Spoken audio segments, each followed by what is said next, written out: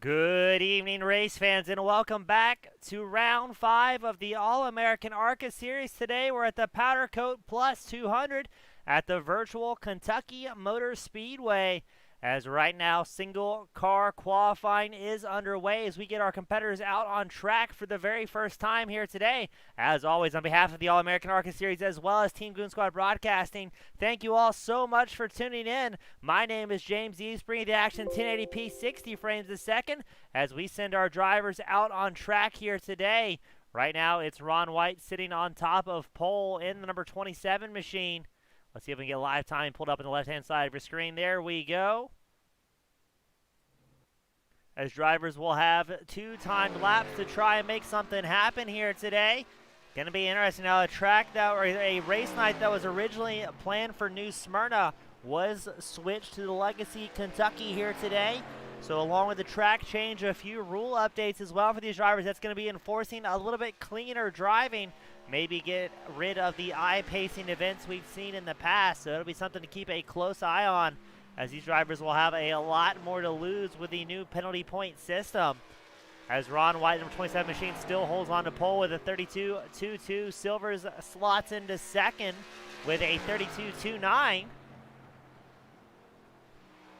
As this is going to be interesting. I believe we have less than 43 drivers here today, so we may not have drivers not able to make the main event for the first time here this season. So that is going to be very interesting to keep an eye on, as historically these drivers, this league fields 43 drivers at a time. DJ Weeks Jr., he's heading out, number 97 machine. Now this week again, we're at the Powder Coat Plus 200 supporting our good friend Kyle Hall. He is the sponsor of tonight's event, with Powder Coat Plus being based out of Daytona, Florida.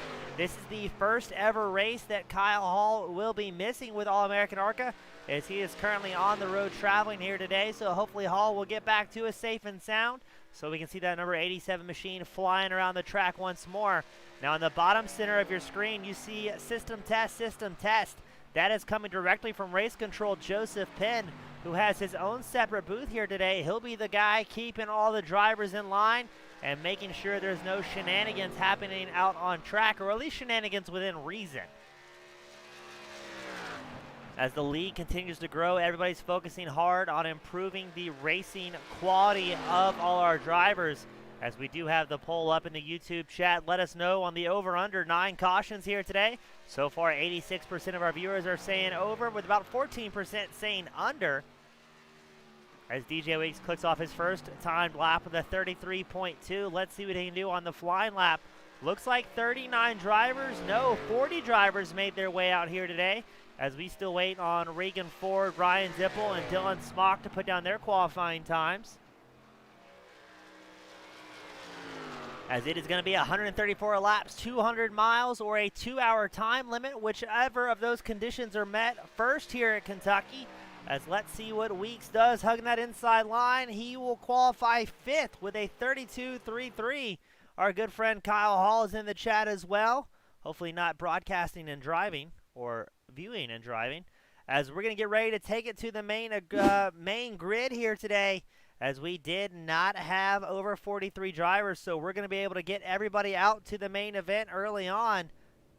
As let's run through the running order here today. Starting on pole, Ron White, Nick Terrell starting 2nd, James SoundCloud Silver starting 3rd, Zach Roethlisberger starting 4th, DJ Weeks Jr. starting 5th, Johnny Eckert starting 6th, Zach Rogers starting 7th, Mike Husby starting 8th, Jesse Nikula starting 9th, Hunter Matalanas starting 10th, you've got Michael Vandermeed starting 11th, Devin Scroggins starting 12th, Christopher Heller starting 13th, Tate Lytle starting 14th, Brandon Barkuski starting 15th, Matthew Weeks starting 16th, John Creedler starting 17th, Dylan Bratton starting 18th, Davis Warren starting 19th, Casey Carrington starting 20th, Patrick Hernandez starting 21st, Randy Bonami 22nd on the grid here today, Brad Delph starting 23rd, Justin Ray starting 24th, we've got Stephen Rex starting 25th, Lane Doyle starting 26th, Jay Stinson starting 27th, Alex Penn, the road race phenomenon, starting 28th, Justin Bentley starting 29th, Andrew Neri in the 654 starting 30th, Robert Hill Jr. starting 31st, Radburn Shutter's a fill-in driver here tonight, starting 32nd. John Simpson starting 33rd. Shane Gentry starting 34th. Craig Martin 35th on the grid. Carolus Thiel starting 36th. Cycle it back one more time where it's Elliott Henderson starting 37th. Reagan Ford starting 38th. Dylan Smock qualified 39th. And Ryan Dipple will qualify 40th here today.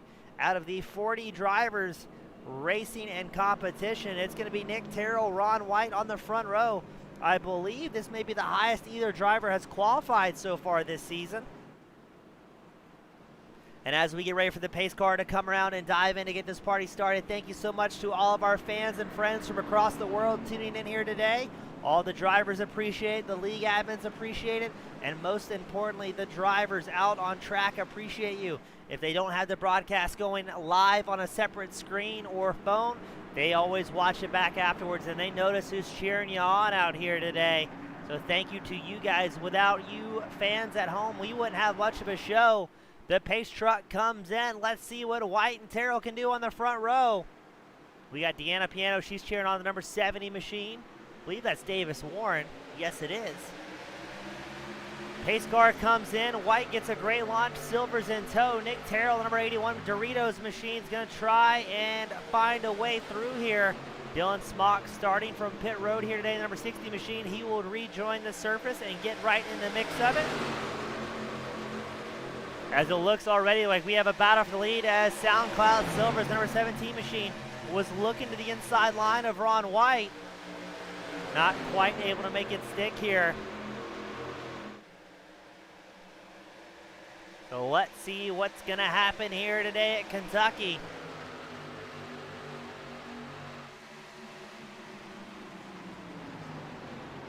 Now, we talked to some of the drivers leading into tonight's broadcast as they hung around in the haulers getting ready for the main event.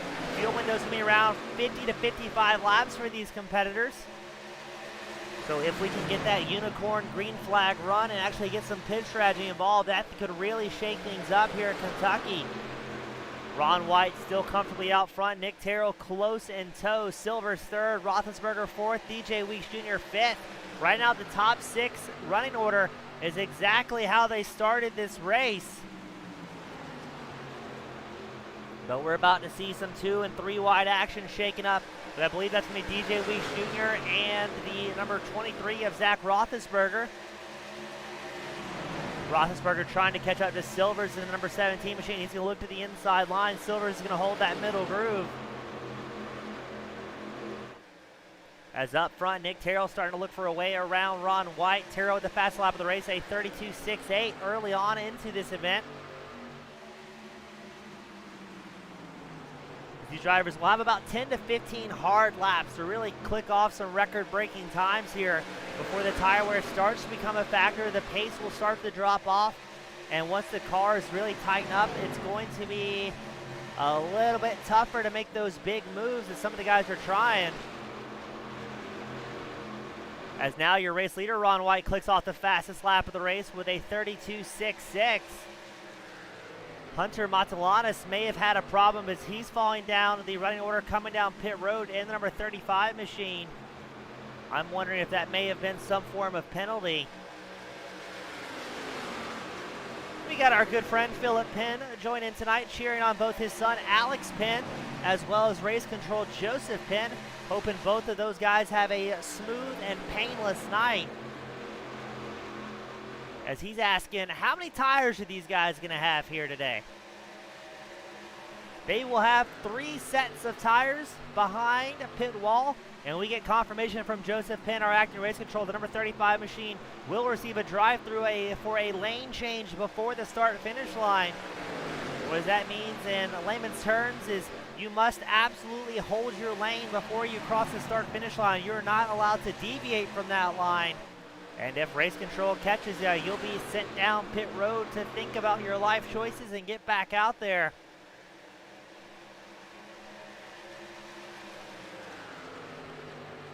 As I believe that may be Dylan Smock, number 60 machine. No, that's the 27 of Ron White that Nick Terrell is getting close, and he's going to make the pass to the lead. Nick Terrell may get a lap led here at Kentucky.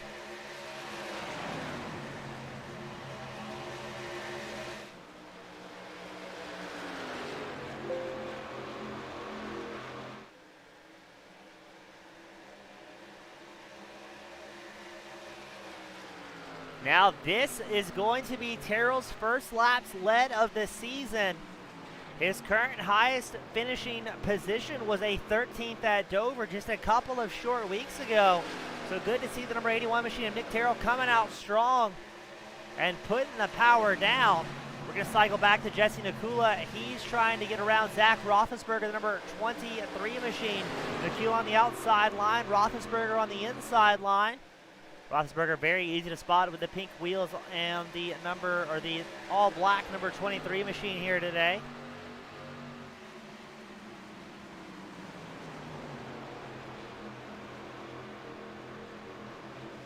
As they are side by side, 2 rows deep. That's the battle for both 4th and 6th that you see on your screen. Jesse Nakula, Zach Roethlisberger battling for 4th. Eckert and Rogers battling for 6th. As it looks like Eckert will get the position, start trying to catch up to Roethlisberger's number 23 machine.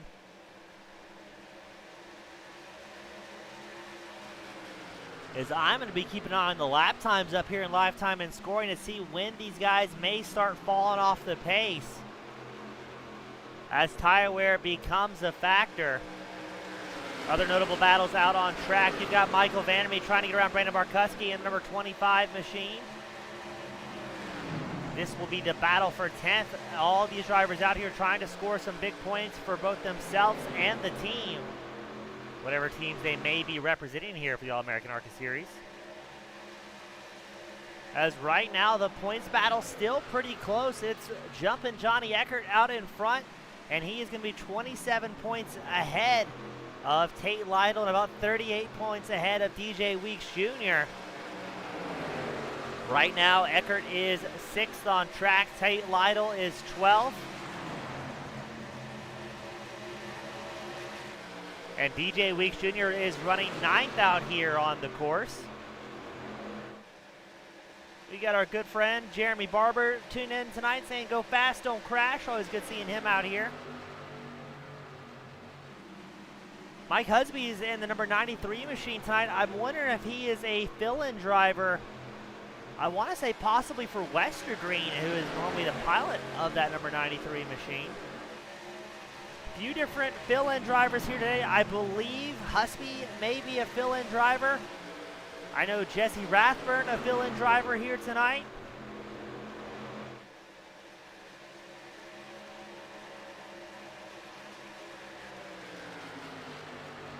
As we're going to go back up front, it's still Nick Terrell leading the charge. He's about a half second ahead of Ron White, and White's going to have a whole lot of company as Silvers, Nakula, Roethlisberger, Eckert, Heller, Rogers, Weeks, all in this nice tight pack here. As here comes SoundCloud Silvers. He's going to dive up the inside line of White and pick up the second place spot. Let's see what type of momentum he can carry out in the backstretch. As that inside line is great for passing, but it's tough to hold as the tire wear really comes in.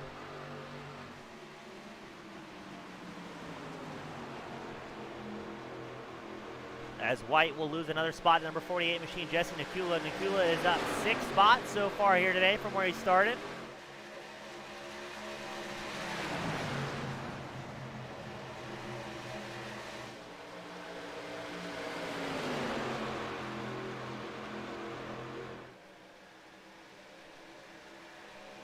As this is quite the battle now. It's Zach Roethlisberger and Ron White battling for the 4th place spot.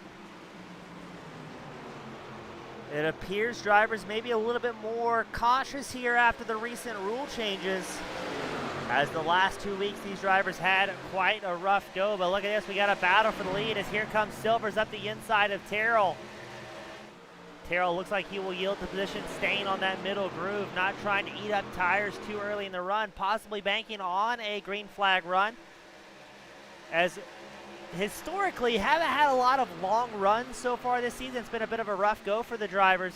So if we can start to see those green flag runs develop, you can start to see the drivers that are both talented as far as pace, but also smart as far as tire wear and fuel management comes into play.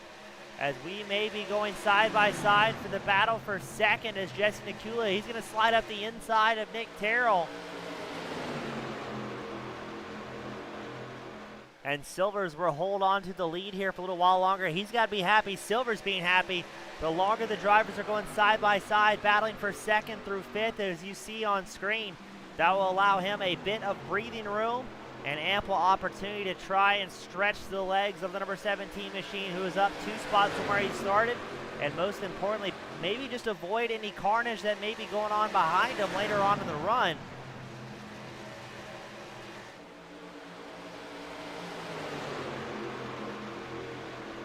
As you've got Silvers out front, Nakula second, and behind them, everybody trying to find a way through here as Eckert moves up into third place in the number 90 machine, just ahead of Christopher Heller, Nick Terrell, Zach Rogers.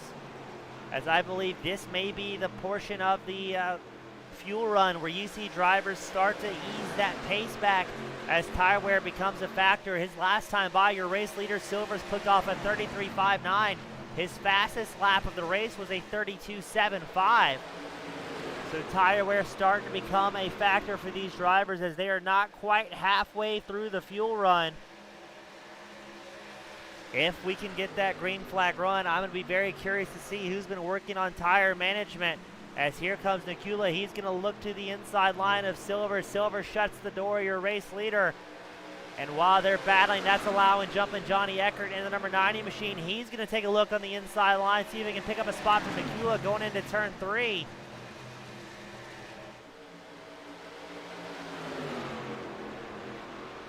As I believe I saw some 3-wide action with DJ Weeks possibly on the middle groove there. Seems like the guys know they did not calm down quite enough. That's Vandermeet in the middle. Now it's Terrell in the middle. Ooh, boys have to be careful here. You got Ron White on the inside line, Vandermeet in the middle groove, and Nick Terrell running a higher line as they're going back and forth 3 wide. Terrell and Vandermeet make contact. Everybody doing a great job of getting through. Tate Lyle on the number 56 machine. He was on the high side, a very precarious position to be in. Only 20 laps into a 134-lap main event. Everybody's got to be mindful. No fast repairs here at the All-American ARCA Series. Back up front, you've got quite the battle for second as Eckert and Nakula go side by side. Christopher Heller in the bright pink number 11 machine. He's looking for a way through, as well as Zach Rogers and Zach Roethlisberger. Oh, this is quite the battle we have going on. Less than a half second separating first through fifth. 21 laps into the main event, as Silvers is going to hold on to it, but now Eckert looks to the inside line, crossing the start-finish line. Who's going to have the momentum going into turn 1? It looks like Eckert will be clear by about a car length, but Silvers going to be able to run a little bit more of a swooping line, carry some more speed on the backstretch, and not allow Eckert to get too much ground here. As they're side by side, 2 rows deep for the lead. Eckert will still hold the inside line. Silver's looking for some momentum. Maybe trying to keep Eckert glued to that inside line. That will cause Eckert to eat up a little bit more tires. And as the run progresses, Eckert will not be able to hold that inside line, that nice tight line, without drifting up the track and having to check up ever so slightly, as the cars will really tighten up into this fuel and tire run. If they can keep this thing going green in the right direction, this could very much be a tire-saving event here today. As we have 39 drivers on track, 39 drivers still on the lead lap. We're expecting for the race leaders to start catching traffic in probably about the next 4 to 5 laps. And as it stands, Silver, the number 17 machine, will have the privilege and the problem of being the first driver to have to cut through traffic. We've seen it at tight tracks such as Dover, how exciting things can get for the race leader as they have to navigate traffic, and we've got problems. Eckert tags the outside wall in number 90 machine. He will fall back to 6th. As these guys are still going 2, 3 wide at times. Just one little mistake from any of these drivers, you can have a whole lot of carnage, as there is not a lot of room. And yes, there's one little bit more contact between, I believe, Eckert and Barkuski. That's a tough one to call. It almost looked like Netcode sent Eckert bouncing violently to the outside line.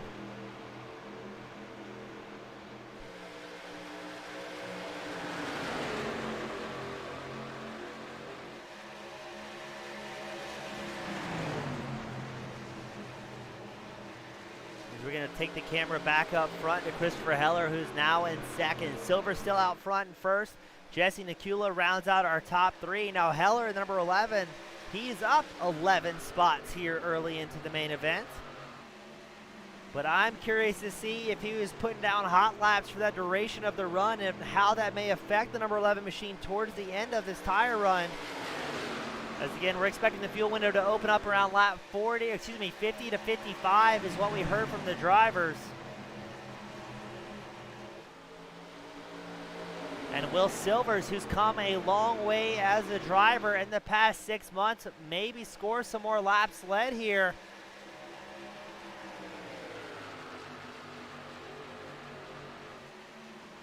As these will also be Silver's first laps led of the season. His highest finish is an 8th at Dover. But he's going to have a whole lot of pressure for Christopher Heller, the number 11 machine, who's going to look to the inside line down the backstretch.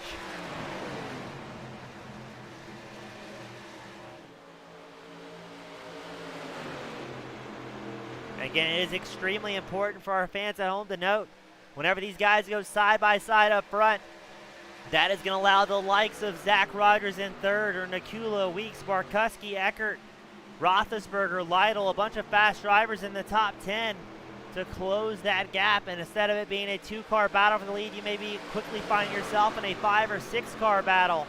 As Silvers will hold on to the lead here, Heller in second. But now Heller's going to have pressure from Zach Rogers, who's going up the inside line in the number 57 machine. And now it will be Silver's chance at a little bit of opportunity to breathe.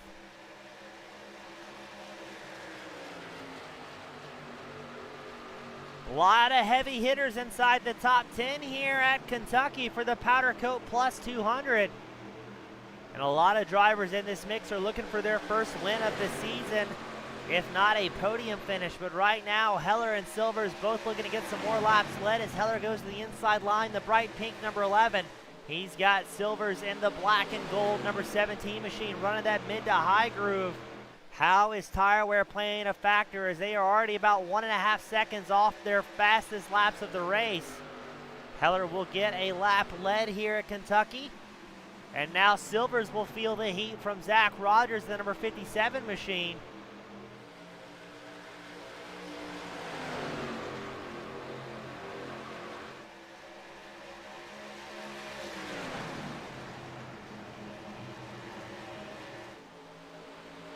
Rogers working that inside line hard to try and get around Silvers. This is where you're going to see the tire-saving experts start slipping through the field and gaining a little bit more positions, as there has not been a lot of ample opportunities for these drivers to do much saving, as they've been battling hard side by side inside this top 10. Still less than a second separating first through 10th here today at this point at Kentucky.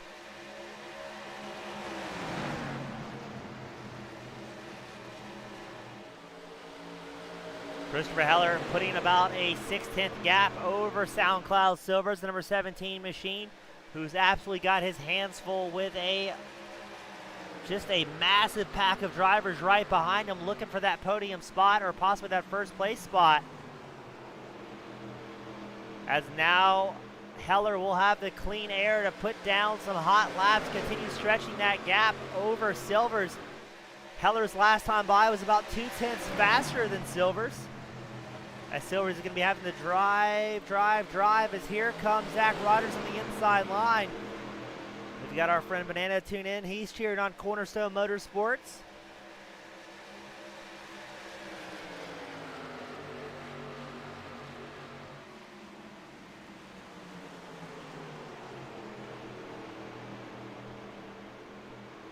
All the while, this has allowed Christopher Heller, your race leader, to really stretch his legs, as he's got about a 1 second gap over Zach Rogers running in second, as it is Heller, Rogers, Silvers, Nakula, and Lytle rounding out our top 5. As from about 4th place back, you've got a lot of heavy action as they are all trying to get around Silvers. You've got Nakula, number 48 machine. He's side by side with Tate Lytle, number 56 machine. Barkuski, number 25, he's in the mix, doing everything he can to try and catch up to his friend and teammate Christopher Heller, both members of 2511 Racing. as Nikula has a massive blink right in the middle of the field. Ooh, that can get all sorts of exciting. Thankfully, all of our drivers are able to hold on to it here, but when that happens, that is a driver's internet connection that has a temporary blip on the radar. And what the other drivers don't know is where that car is going to be located once it reappears back onto the racetrack, or if it's ever going to reappear. Now we've got the battle for third between Tate Lytle and Silvers. Silvers on the inside line. Lytle's going to run that middle groove and get some pace, as now Silvers will be side by side, 3 wide with Barkuski, and I believe it was Roethlisberger. But now Silvers also has an ally behind him with Vandermeer, the number 7 machine, and we do have our first caution of the night. 35 laps in, it's going to be Justin Ray. Shows involved in the incident. Let's see who else may be involved here. You're watching Ray in the number 38 machine tags the outside wall. Let's watch that from another angle. I think he just kind of got tagged, and then the 05 machine had nowhere to go.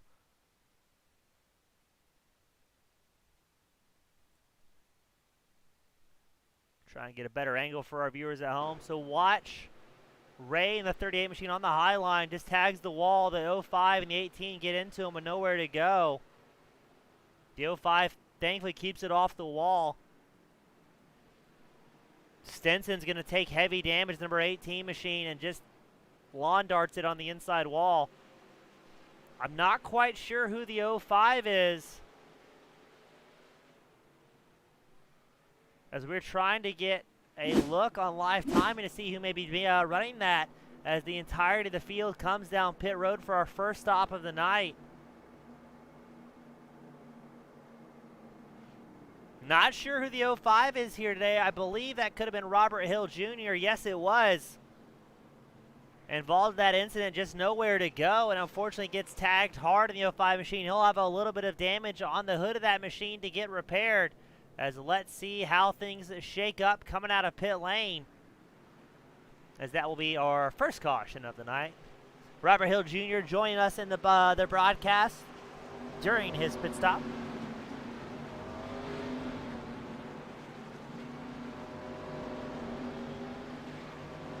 After just, Hill will confirm just nowhere to go there. Now, I'm not sure if drivers can go to the inside of the pit cones. That'll be a question for race control later today. As it looks like everybody gets off pit road relatively painlessly. Hill in and out 27 seconds, getting repairs done on his car. Dipple in pit road for 34 seconds. Stinson in his stall for 14 seconds. As, somebody made a mistake. That is going to be Justin Bentley in the number 16 machine. Had some sort of problem, maybe leaving the pits. Let's see what happened to him. Well, does he just spin it around? Or he comes up on the field a little bit faster than he wants, and he'll go careening outside. That will most likely be an unsafe pit exit. So expect to see him come back down pit road under green flag conditions.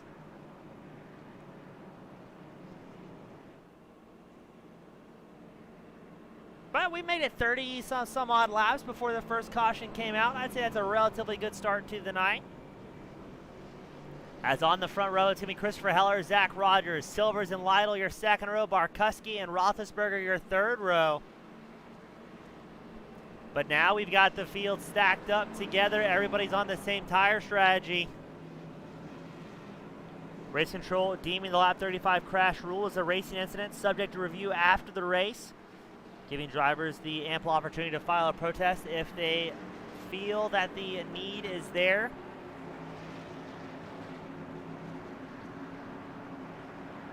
I agree, though. I definitely wouldn't call that one as avoidable contact because there's nowhere to go.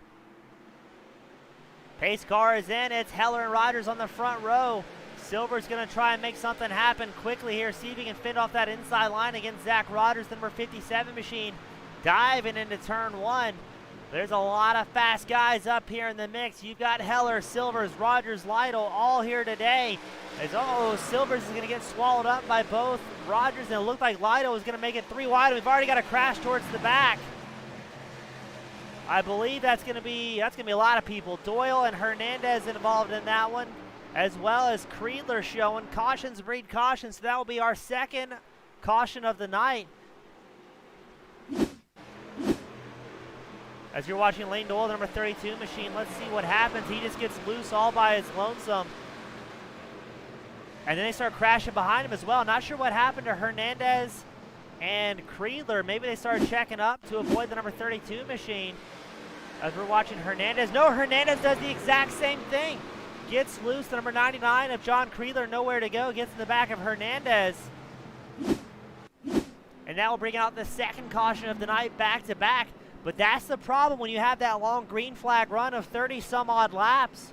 You get very used to a tight car and suddenly you're back out on track where the horsepower will quickly send you spinning around.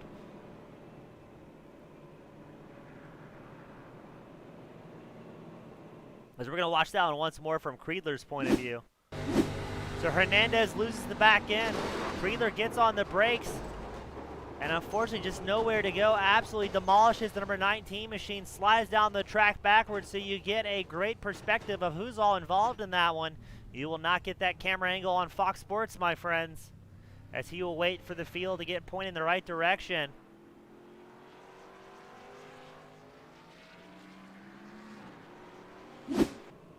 And that will bring out the second caution of the night here for the Powder Coat Plus 200. We got Aaron B cheering on Bobby Carter, the number 37 machine. I believe the 37 is piloted by Elliott Henderson. We'll have our viewers correct me if I'm wrong there. Maybe Bobby Carter is his sponsor for tonight.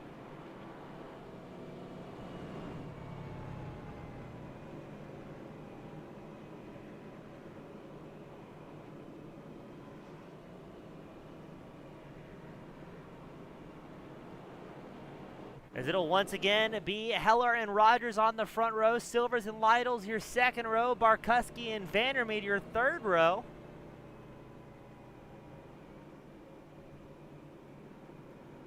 Cautions breeding cautions. Radburn Shutters, the fill-in driver, getting some much love from the fans here today as well.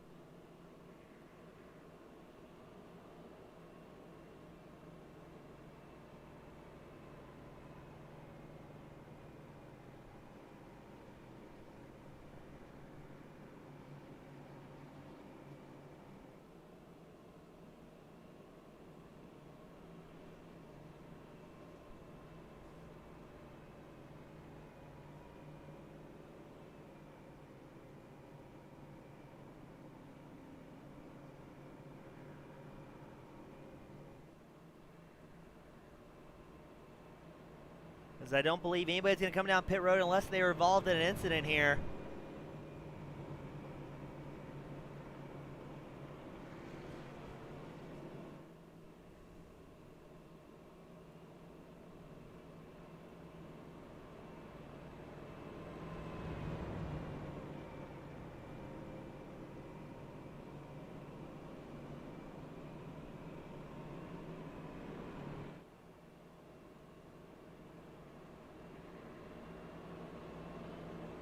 Now Heller, the pilot of the number 11 machine, he is up 12 spots here today.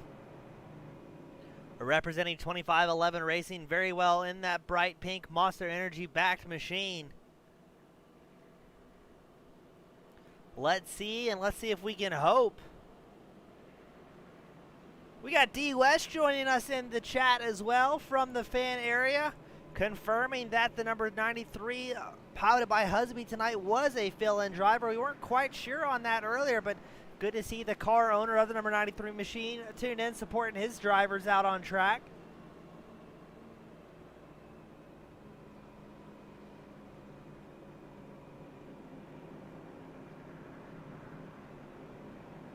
Husby, the fill-in driver of the number 93 machine, currently running 13th here tonight.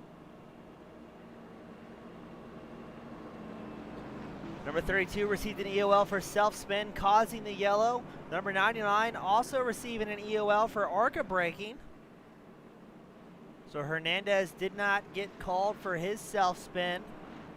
And to be fair, I don't know if Hernandez had a self-spin or maybe just did something different to try and avoid the crash he saw unfolding in front of him.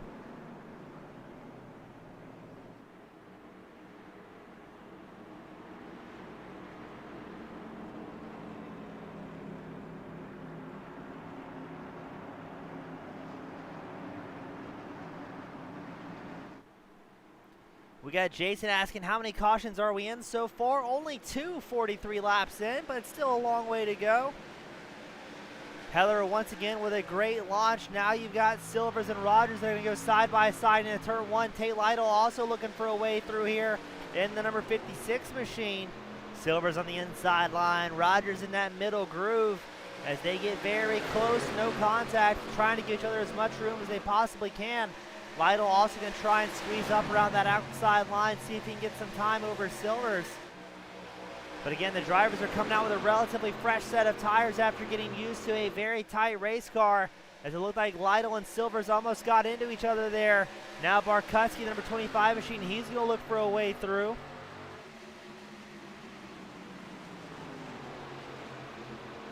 As we were watching the 3-car battle for third here today, Justin Ray comes down pit road, either serving a penalty or maybe trying to get some cars repaired. Rogers has a bit of a blink up front, getting around Christopher Heller. As now 2 teammates, Vandermeer and Silvers, will go side by side as Matthew Weeks, number 2 machine, looks for a way around the teammates. We're going to pan it back up front, though, as Heller and Rogers going side by side for the race lead. Rogers on the inside line, Heller in the bright pink now in the middle groove. But we've seen it countless times already here tonight and in previous broadcasts. With these guys going side by side, that's going to allow the likes of Lytle and Barkowski running 3rd and 4th to catch back up to the race leaders. But no, Barkowski, he's going to try and get his own battle started with Tate Lytle.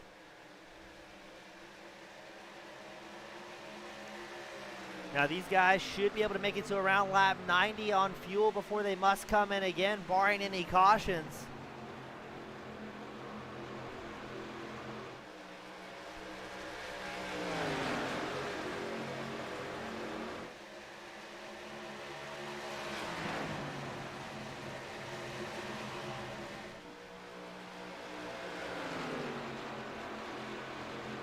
Justin Ray leaves pit road after a minute, getting that car hammered back into shape.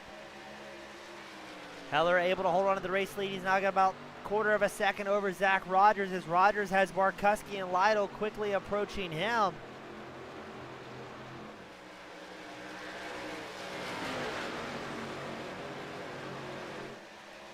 As now lap traffic may come into play, as I believe that's Justin Ray making his way out, number 38 machine. The race leaders will get by without any big worries here, finding a nice open track to make their moves. As Barkowski doing his best to catch up to Rogers. He's about 2/10 back from the 2nd place driver and about 3/10 ahead of Tate Lytle.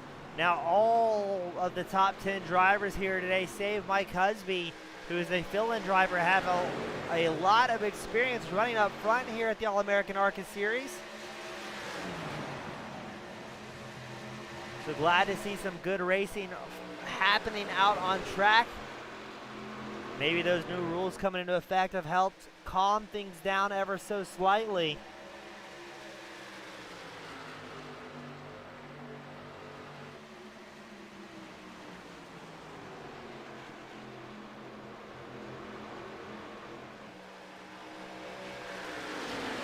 Rogers, who's about 3/10 back from your race leader, is about to have his hands full with Barkowski, number 25 machine, running in 3rd.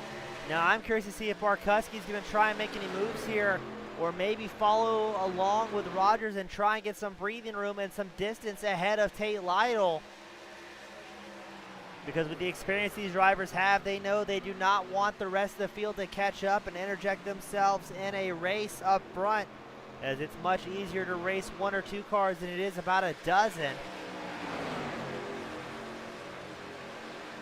As here comes Barkuski looking up the inside line. Barkuski wants to get in that second place spot so he can work with his teammate Christopher Heller, your current race leader. Once you get these team cars formed up, working in tandem, things can get tough for all the other parties. Now 2511, a two-car team out here for the All-American ARCA Series.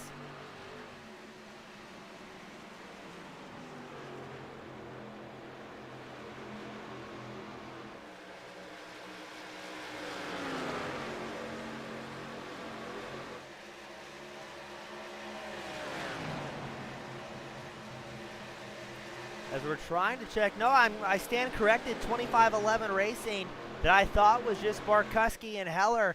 They've also got Elliot Henderson and Hunter Matulanis on the team. So we'll see if those two drivers can get up there and support their teammates as tonight's run progresses. Zach Rogers, number 57 machine. He is teammates with Tate Lytle, who's right behind him. So you've got two different teams in the top four here. Heller and Barkuski with 2511 Racing. Rogers and Lytle with Mountain Man Motorsports working together as well. You've also got Cornerstone Motorsports up in the mix in here. Outlaw Racing.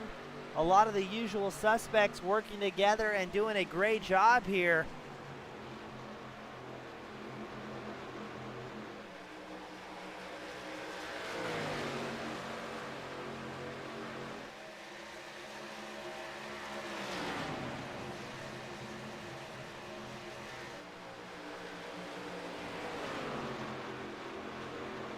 As up front, Heller and Barkuski working hard together, staying within 3/10 of each other because they know Rogers and Lytle are right behind, and they will have their own strategy as a team to try and get around the 1 and 2 cars of Heller and Barkuski.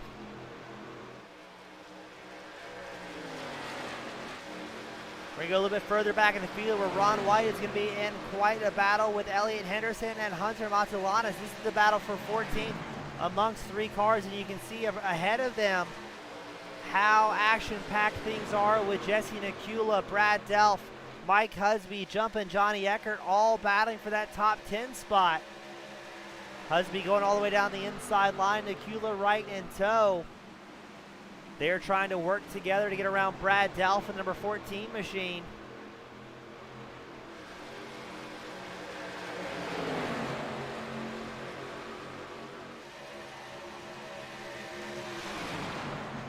As they will go side by side into turns 3 and 4 once more.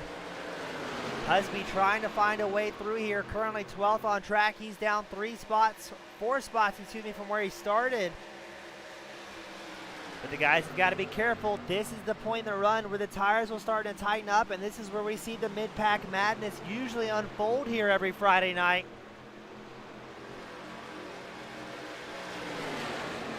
As back behind them, more 3-wide action with Ron White on the inside line. He's going to get overtaken by Henderson and possibly Matulanis. But I got to admit, very impressed with the racecraft we're seeing here tonight. Drivers being a lot more patient than we've seen in the past from front to back. Historically, the top 5, top 10 drivers don't have too many problems. But the commentator's curse strikes once more, and we bring out the third caution of the night, as Alex Penn will show involved in that one. Let's see what happened to the famous road racer that may have ended the night of the number 30 machine. We're watching Penn in the 30. He's side by side with the 70. It looks like Penn slightly came down here, and then he's going to drill the outside wall, but well done to Penn. Locks up the brakes, and somehow he's going to limp it onto pit road with 3 wheels. Alex Tricycle Penn, that's impressive. Does he hit his pit stall? He does! Alex Penn with the pit of the night. Able to make it back down to pit row into his stall with 3 wheels. Notice the coveralls on his crew chief here today. Let's try and get another angle of that, because Alex Penn, number 30, looks like he came down on the number 70 machine. A little bit of contact, and then still crashing in slow motion, both literally and figuratively. I believe that was Warren in the number 70 machine involved in that one. But I gotta say, that's the pit stop of the night right there.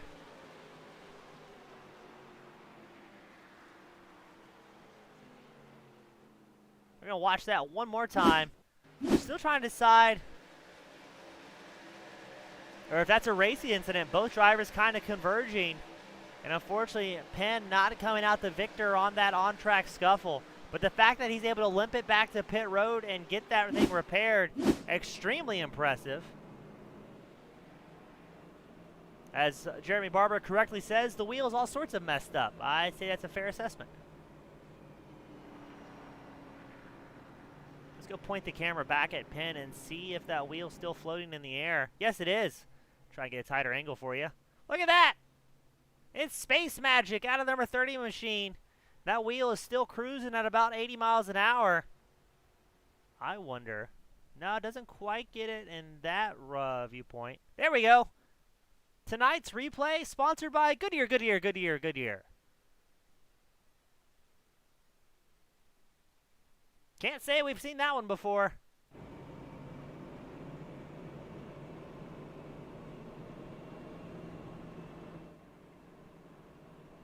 So now in the front row, ooh, this is going to be exciting. You've got two different teams on the front row. You've got 25-11 Racing with Christopher Heller, Brandon Barkuski on the front row for this restart. And then you've got Mountain Man Motorsports represented by Zach Rogers and Tate Lytle on the second row. Your third row will be Vandermeed and Matthew Weeks. And then DJ Weeks Jr. and SoundCloud Silvers on your fourth row. So a lot of fast drivers up here in the mix.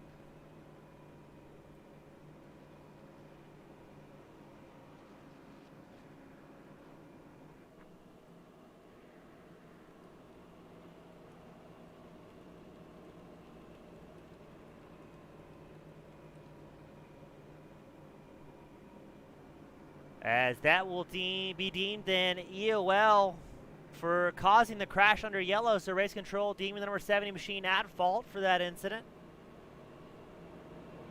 So Davis Warren will be going to the back of the pack for this restart. Now he did come in on lap 59, maybe to assess the damages.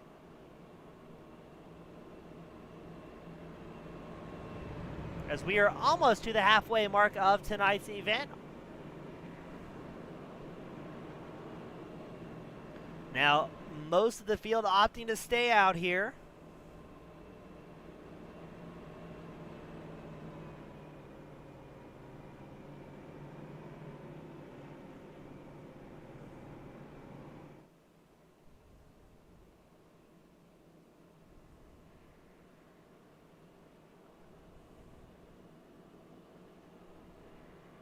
So now these guys will be going out on about 25 lap old tires, so they've already started to tighten up.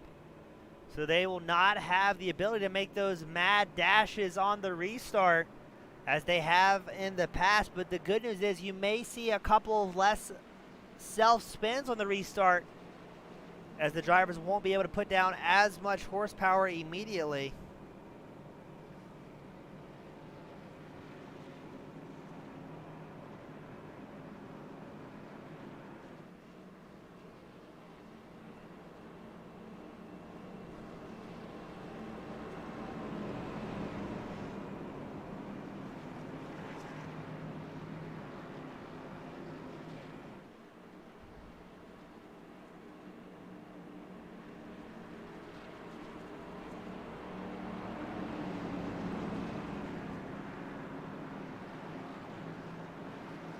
As let's see what the two separate teams on two different rows can do here, how quickly they'll start working together.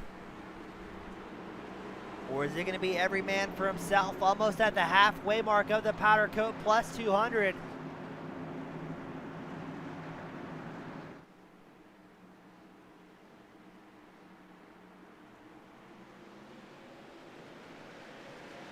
Here we go once more, where it's going to be Heller and Barkuski.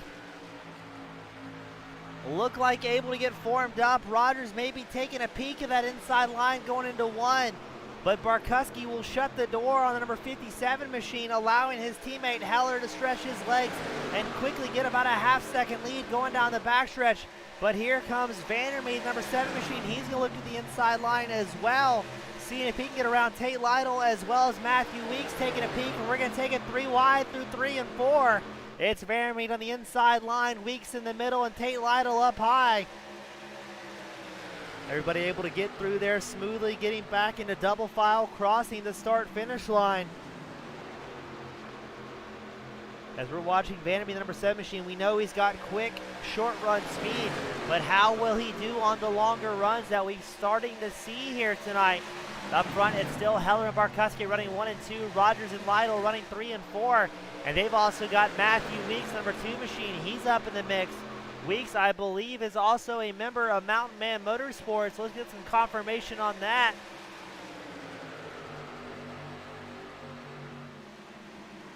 As no, I believe Weeks may be on a different team here. I'm going to double check that for you. Yes. No, he is Mountain Man Motorsports as well as Robert Hill. So Mountain Man Motorsports has Rogers, Lytle, and Weeks running 3rd, 4th, 5th, right behind the 2:25.11 drivers of Heller and Barkuski. But we're seeing a whole lot of 3 wide action as now another team, Outlaw Racing, Eckert and Weeks running 8th and 9th. We're going to try and work together to get around Silvers in the number 17 machine. Silvers, he's about 2/10 back from his teammate Vandermeer. Very interesting seeing the team dynamics come into play here late in the season. A lot of these drivers have gotten faster and faster as the season progresses.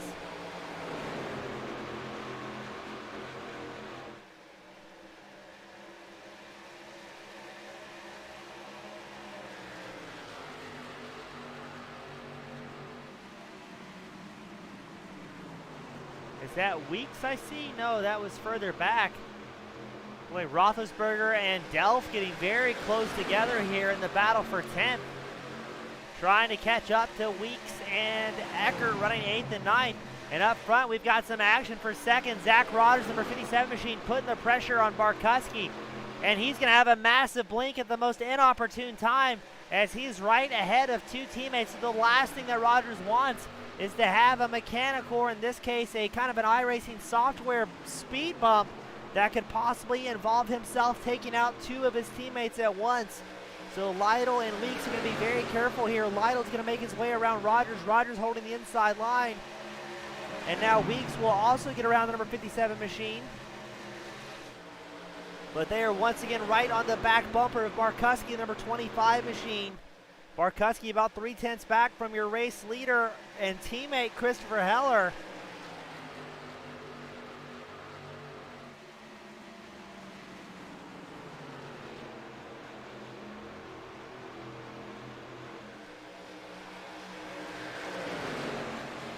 So it's still 25-11 Racing 1 and 2, but here comes Mountain Man Motorsports. Lytle, Weeks, Rogers running 3rd through 5th. As Lytle looked to the outside line of Barkuski, will he make it stick? Maybe work the side draft. Not quite yet. Barkuski's going to hold on the inside line. Matthew Weeks says, all right, if you're going to push my teammate out wide, I'm going to take a peek at the inside line. See if I can squeeze my way through here. Barkuski's still on the middle groove. Tate Lytle trying to make that outside line pass. At this point in the tie run, that's going to be tough for Barkuski to hold on to. And all the while, that's allowing Christopher Heller to extend that gap and hold about a half-second advantage over this heated battle for 2nd. As Lytle and Barkuski go side by side, door to door. Matthew Weeks trying to push his teammate Tate Lytle past the number 25 machine. These ARCA cars do not bode well to bump drafting at all.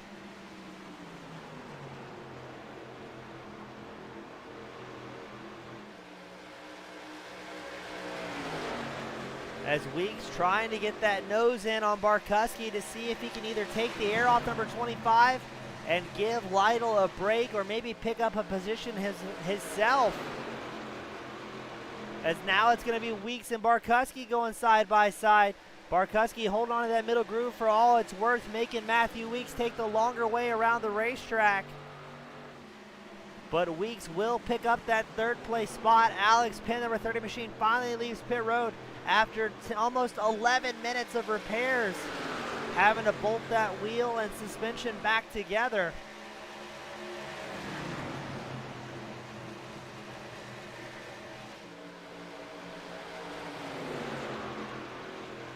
So now the current running order is Heller, Lytle, Weeks, Barkuski, Vandermeer, your top 5 here today. Past the halfway mark of the Powder Coat Plus 200. And again, thank you to our good friend Kyle Hall and his business out of Daytona Beach, Florida for sponsoring tonight's event at the Legacy Kentucky track. As up front, it looks like Lytle may be gaining some ground on your race leader, Christopher Heller. Now only 3/10 separating number 11 of Heller from the number 56 of Tate Lytle. And Lytle has a teammate behind him with Matthew Weeks, so Christopher Heller is going to be all on his lonesome out front. No teammates to work with.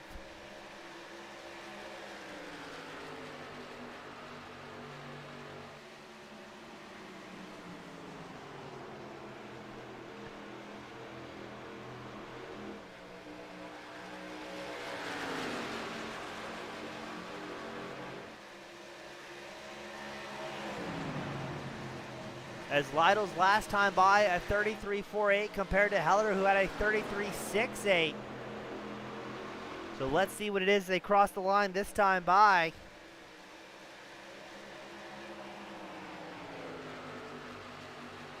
Heller with a 33.62, Lytle with a 32.67. So it looks like Lytle lost some time there, maybe getting set up for a fuel strategy or maybe just trying to link up with Matthew Weeks, the number 2 machine. Now, I would imagine these guys will run it all the way to the empty with how frequent cautions have been in the past. Not wanting to risk themselves getting a lap down with a green flag stop that may quickly have a caution to follow.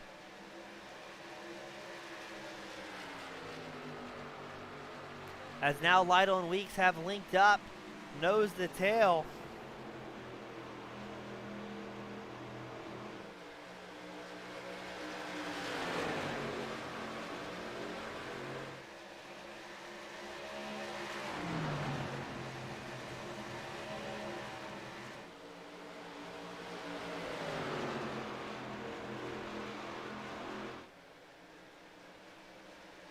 And now Lytle and Weeks starting to put the pressure on your race leader, Heller.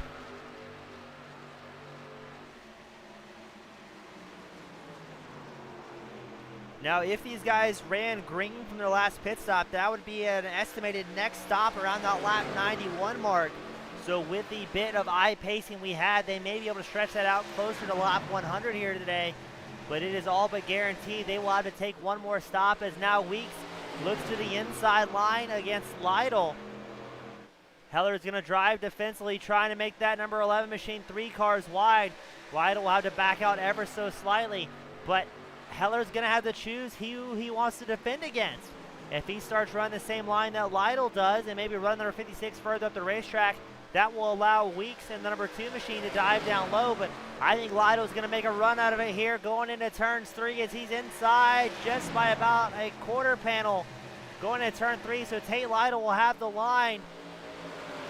And Weeks is going to get a nose in as well to try and prevent Heller from coming back down.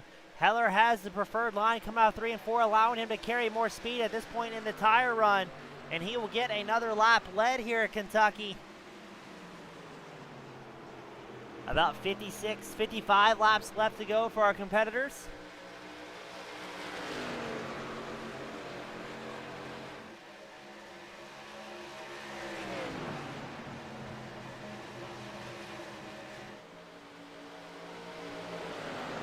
As now Weeks will take over the second place spot from his teammate Tate Lytle. When are these drivers going to be thinking about a green flag stop? Again, I can't imagine anybody's going to risk it coming in for an undercut on fuel. If I was out on track with the statistics we've seen in the past, I would stretch it out, wait for that caution that may or may not come, but I would not want to find myself in pit road when a caution comes out. As let's see if Weeks is going to take a shot at Heller here. Go into the inside line into turns 3. Now we've seen Heller carry so much speed out of turn 4 through the tri-oval. And he will do so once more. Able to fend off Weeks. Now Lytle has got himself back in the party, number 56 machine, with a huge run into turn 1. Not sure if we're going to see anything of it. As these two teammates going side by side, that may allow Barkuski, Vandermeer, Rogers, Eckert a little bit of opportunity here to catch back up to this lead 3-car pack as, yes, Barkowski finds himself back in the mix behind Weeks in the number 2 machine, sitting proudly in 4th, up 11 spots.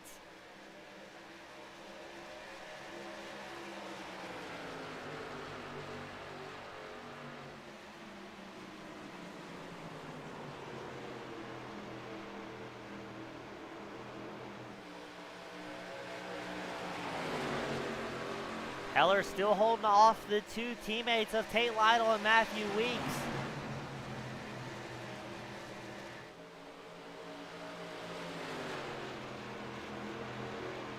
Heller not having too many woes here today. Lytle doing a fantastic job in 2nd.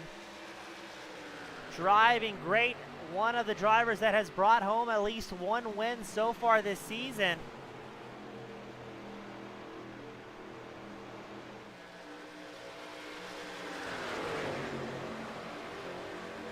Now Heller, who is no stranger of leading laps here at the All-American ARCA Series, he's led about 66 laps before coming into tonight, but he's still looking for his first podium. He's got 2 fifth-place finishes in a row, 1 at Nashville and 1 at Dover.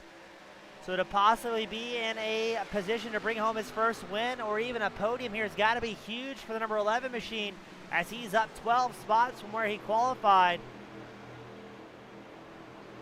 And seems to be doing a great job on tire management at this stage of the fuel run. Again, these drivers all came in a lap 36, as they did have a couple of cautions to cool those tires down and keep them from getting a little bit too greasy out here at Kentucky. But we're expecting that fuel window to open up around lap 90 to 100 for these drivers. And we may see our first green flag pit cycle of the night.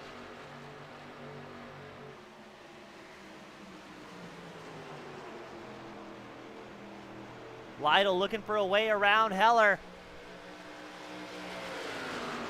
Can't believe Heller's been able to fend off both Lytle and Weeks for so long. Maybe trying to get the number 56 and number 2 that's running 2nd and 3rd to burn up just ever so slightly more tires.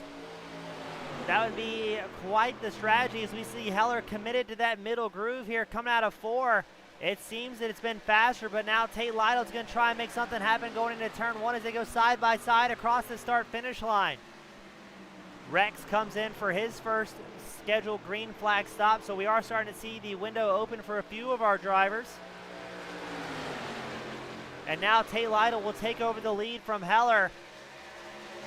Lytle going to try and slow down Heller ever so slightly, and that's going to allow Matthew Weeks through as well, number 2 machine. But here comes Heller. He's going to try and answer. He's been carrying so much speed out of turn 4. But now he's in a tough spot as he's got Lytle and Weeks, 2 teammates in front of him. They're going to work hard to hold on to those top 2 podium spots here today. Hunter Matsalanis, he comes down pit road as well for a green flag stop.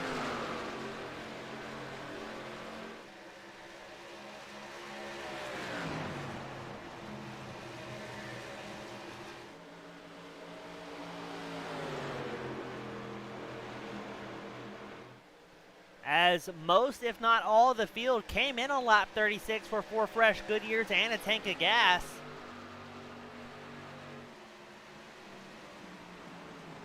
We're going to cycle back a little bit further. There is the battle for 4th between Barkowski, Vandermeed, Rogers, all in the mix here, running nice and close. Eckert, number 90 machine, watching and waiting to see if he can find a safe way through.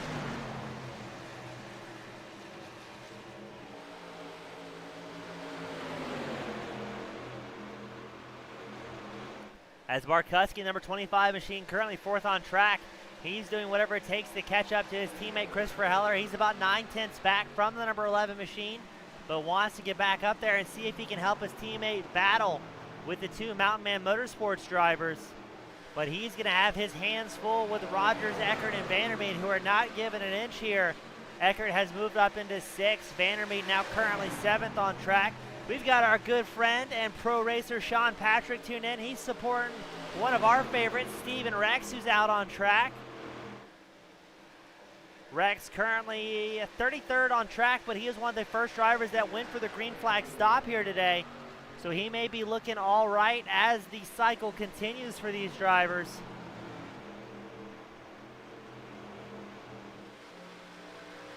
Barkuski not able to gain any time on Christopher Heller. He's fallen back to about 1.3 seconds, trying so hard to battle with Rogers and Eckert. Meanwhile, up front, Heller's in for the drive of his life as he's looking to the inside line of Tate Lytle.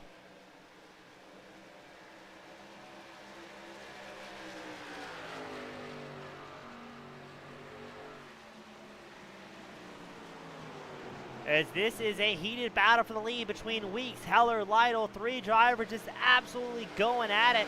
And they've got the track real estate to kind of keep that momentum going. Not having to worry too much about slowing down the pace as Barkuski is still about 1.3 seconds back from this three-car battle for the lead. Heller absolutely sending it in the number 11 machine, doing his best to battle two drivers that are on the same team who will absolutely be talking to their crew chief and the spotter to figure out what the best strategy is for the number 2 and the number 56. Jesse Nakula and Andrew Neri finishing up their green flag pit stops as the fuel window is officially open on this run.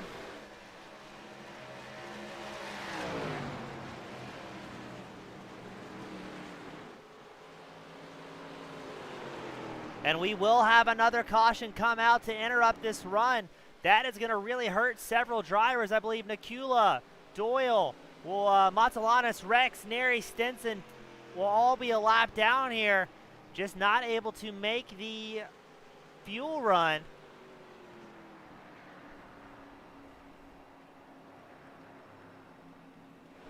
As we actually did not see a crash on pit road here. I want to say Craig Martin may have been involved in that one. Or did the caution come out and Martin said, no sir, I'm staying on the lead lap.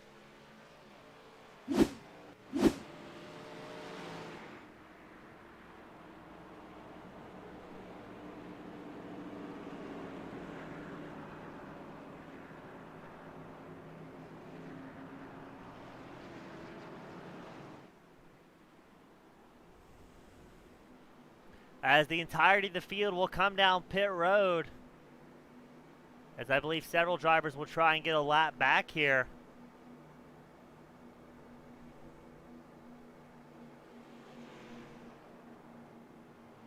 Still not entirely sure what caused the caution. We're going to try and get confirmation from race control and see what may have made that happen.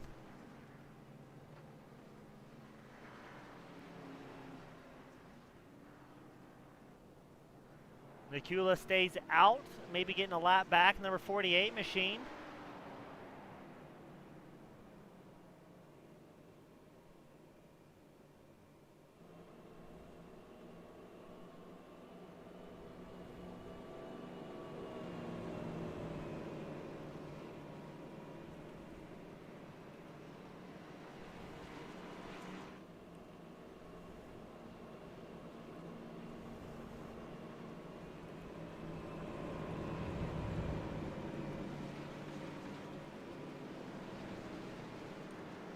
As we'll pull up the live time and scoring tower on the left side of your screen, that will be our fourth caution of the night. Now, I believe drivers should be able to comfortably make it till the end here on fuel. As it looks like everybody took 4 fresh Goodyears and a full tank of gas. I am thinking that they've got one set of tires left as Jesse Nakula, number 48 machine, has all sorts of problems and returns back to pit road. I'm not sure if that was a blink or what that may have been, as it shows him taking a tow back to pit road. Lap 92 saying the lap 50, there's the number 57, the 25 had an incident. So that was Barkuski and Rogers.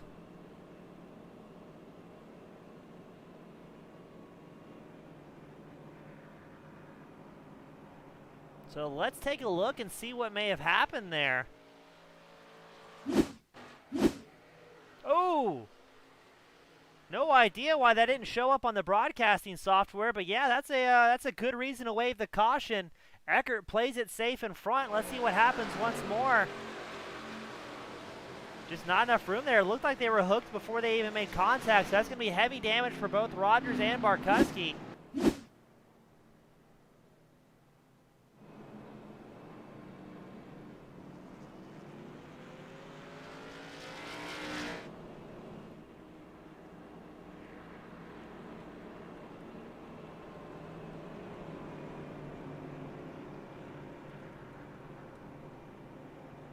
And that will be our 4th caution of the night. So now it's going to be Lytle and Weeks on your front row, Heller and Eckert your 2nd row, and then Vandermeed and Silvers your 3rd row. Still a lot of team dynamics at play here as well for the closing laps. As we got word from Tyler the Weapon Evans, he had the fill-in driver here today of Radburn Shutters, as Evans was committed to a Halloween shenanigan fest, so he will not be out on track. Number 77 machine of Radburn Shutters, the fill-in driver for Tyler Evans. He's up 15 spots from where he started, currently running 17th on track.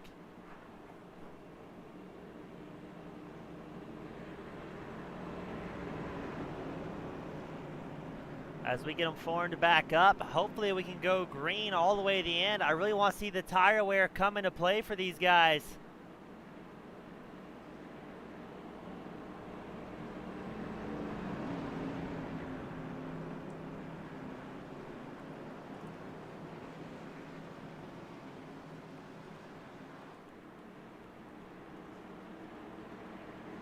Robert Hill saying he sped on pit road like an absolute rookie.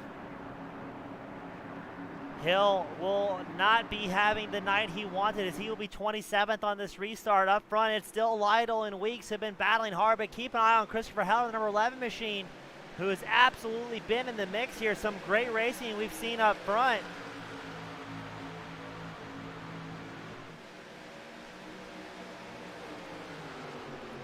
It's still Lytle out front. Heller trying to hold on that inside line against Matthew Weeks. They've got the fresh tires, but we've saw in earlier restarts, and yes, we're going to see it again. Another caution. It looks like it's going to be Husby and the number 93 machine involved.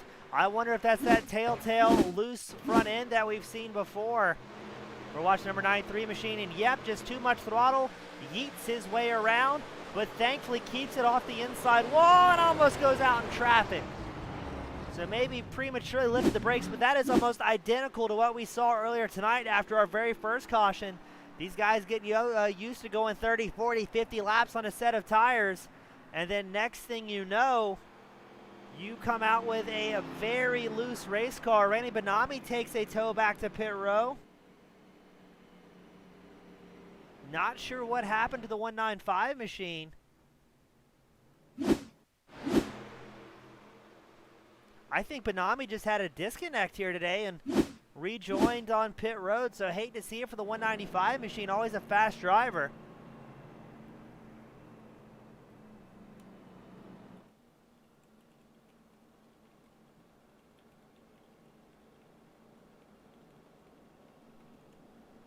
So that will be our 5th caution of the night. I've got to say we're looking pretty good for under 9 cautions.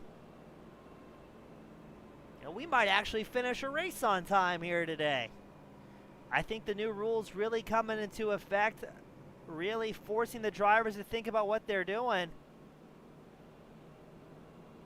We got Blue join us once again. Tune in. Missing a little bit of the caution, carnage, but not that bad. I mean, we sent the drivers back out on 4 fresh sets of Goodyears, and just like the very first caution, we have drivers giving it a little bit too much pressure on the loud pedal, sends that back in, sliding around. We've got Kyle Hall saying what I'm thinking, a very stout top 5 here today. Lytle, Weeks, Heller, Eckert, Silvers. I mean, in the top 10, you've got Vandermeed, Markuski, Carrington, Roethlisberger, Weeks. These are all guys that I would say have a pretty good chance of bringing home a win here.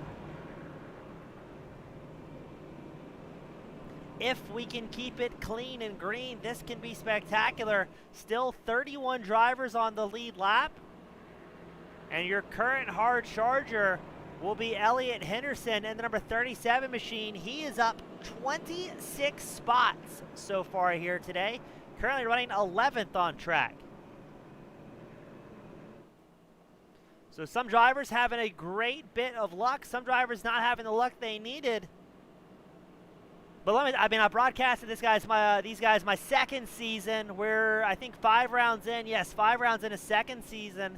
And I think things are starting to clear up ever so slightly for the guys with the implementation of new rules and a little bit of chatting with the drivers, kind of telling them what's expected of them every Friday night. And we really starting to increase the quality of the racecraft out here for these guys. Now, granted, now that I've said that, the commentator's curse will strike and they will immediately bin it when the pace car comes in, but things are looking pretty good out here. It'll be 33 laps left to go once they get this restart going.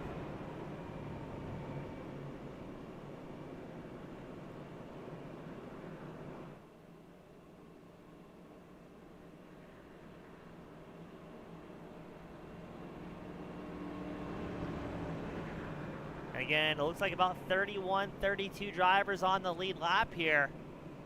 I'm excited for this restart.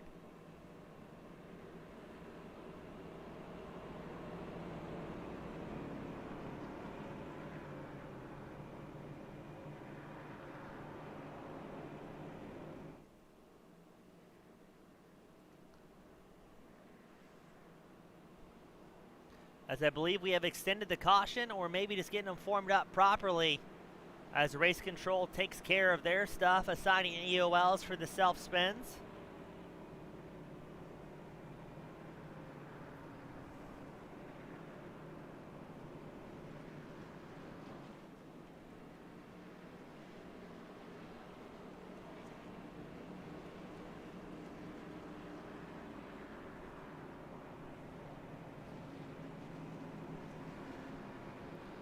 So now it'll be 32 laps left to go on the restart.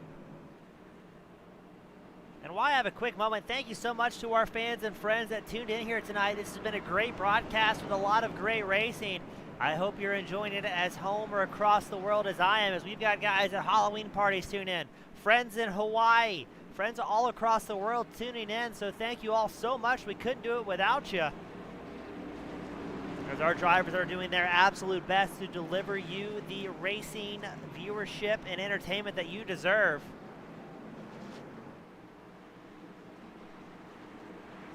Piano cheering on Warren in the number 70 machine. Pace truck will be in this time by. And then we're going to see what Lytle and Weeks on the front row, two teammates, can do. But keep an eye on Eckert. I mean, there's so many people in the top 10 here that are so incredibly quick and extremely good at racing. As we take the green flag once more, Lytle out front. Weeks, his teammate's going to try and slot in as quickly as he can, as he knows Eckert in the number 90 machine will be driving strong, as well as Heller, who immediately looks to the inside line.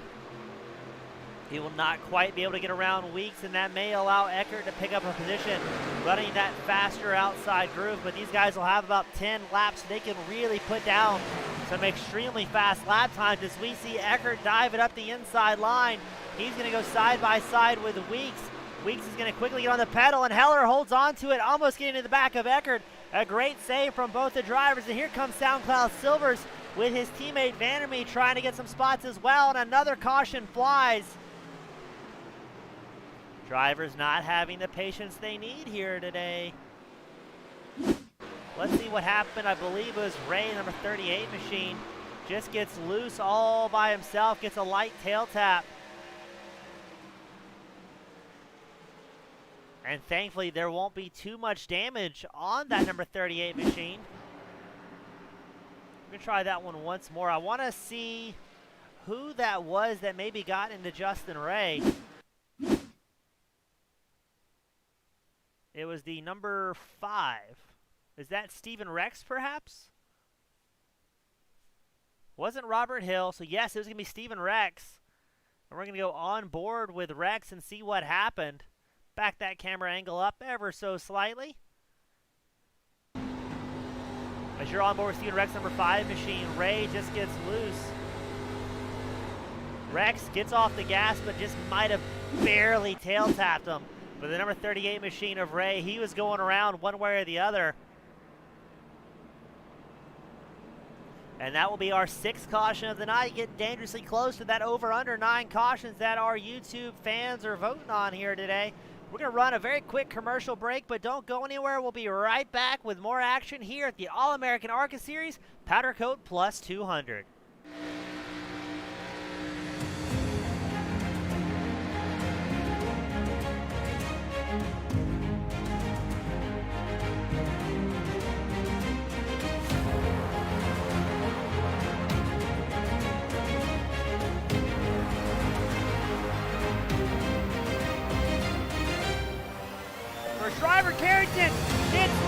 by Benami. The leaders are winding up here. Daytona, the big one is out.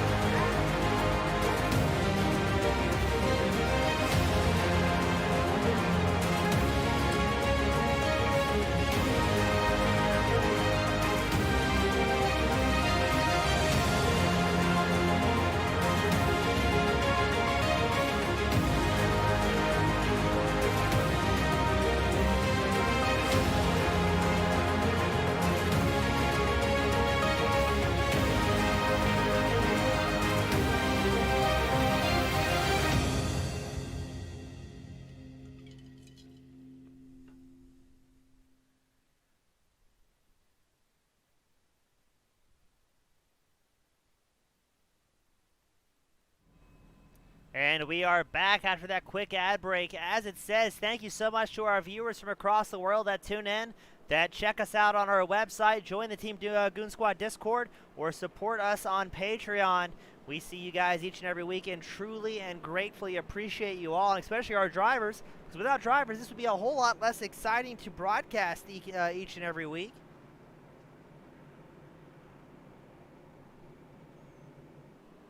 Robert Hill saying he's having fun but frustrated here today. But as from a broadcaster, somebody that watches in on these guys each and every week, I've got to say tonight is definitely cleaner despite the cautions we've seen. As race control deems the lap 38 incident, or the 102 incident was for the number 38 in EOL self-spin. Pretty easy one to call for our race control Joseph Penn.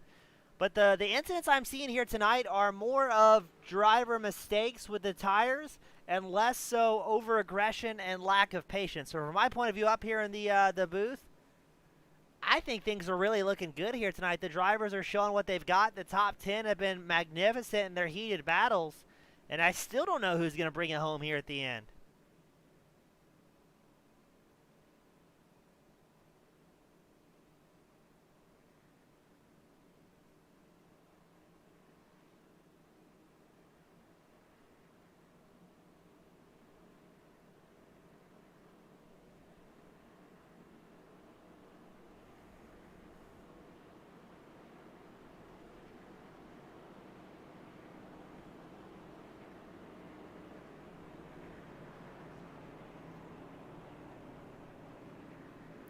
So we're going to get them forward back up. It's still going to be Lytle and Weeks on the front row. Eckert and Heller, your second row. Silvers and Vandermeer, your third row. A whole lot of fast drivers and fast teammates up in the mix.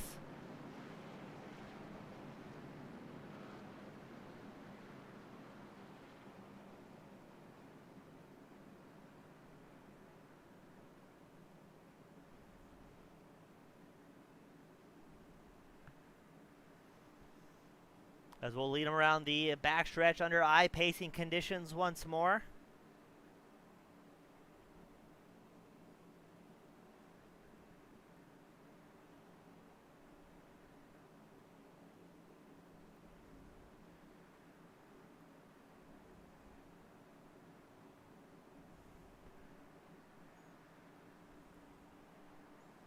And let's get ready to get this party started. About 26 laps left in this main event of the Powder Coat Plus 200.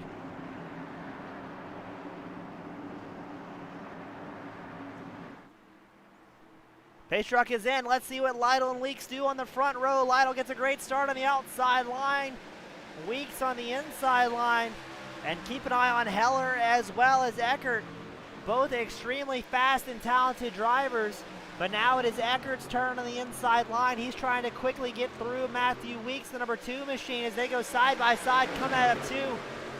Looks like Weeks has about a half car length on the number 90 machine, as now here comes Heller to hold on to in that outside line.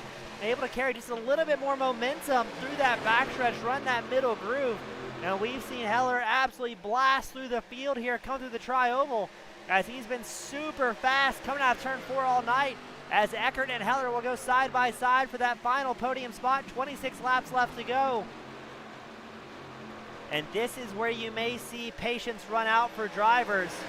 Tate Lytle still holding on the race lead. Right behind him, Matthew Weeks. Heller and Eckert still battling hard for the third place spot. Looks like Eckert's going to slot in for just a couple of laps here. Maybe not want to burn up too much tire or slow down the pace because he knows Vandermeed and Silvers are close in tow. And everybody inside the top 10 still has a very realistic chance of winning here today. It just takes one mistake from your race leaders who've been going side by side, nose to nose, door to door, and they can find themselves careening into an inside or outside wall here at Kentucky. Looks to me like everybody's trying to set up some runs here and figure where they're going to try and get around the car in front of them. Nobody wants to show their hand too early, and generally you do not want to be the driver leading on the white flag lap because that will give the other guys an opportunity. Ooh, Eckert goes way down low on the apron, maybe trying something different.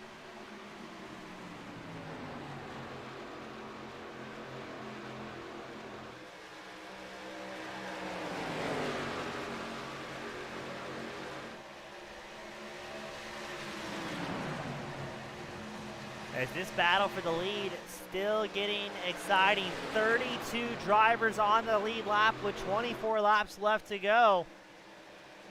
As we're waiting to see if Weeks will try and get around his teammate Lytle, or if Heller is going to be able to make a move around two team cars at once.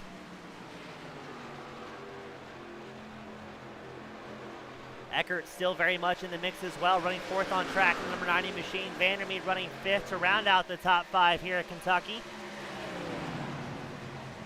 And I'm very curious to see what the team dynamic would be in the camp of Tate Lytle and Matthew Weeks. Because they know if those two team cars start battling for the lead, that will allow an opportunity for Heller and Eckert and possibly Vandermeed to get their way up into the mix as well.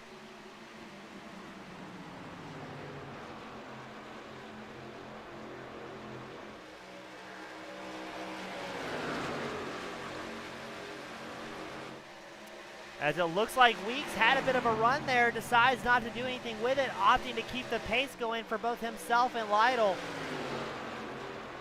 I would imagine these guys will work together to the very end to try and fend off Heller and Eckert running third and fourth. Now Weeks, the number 2 machine, he is up 14 spots so far here today.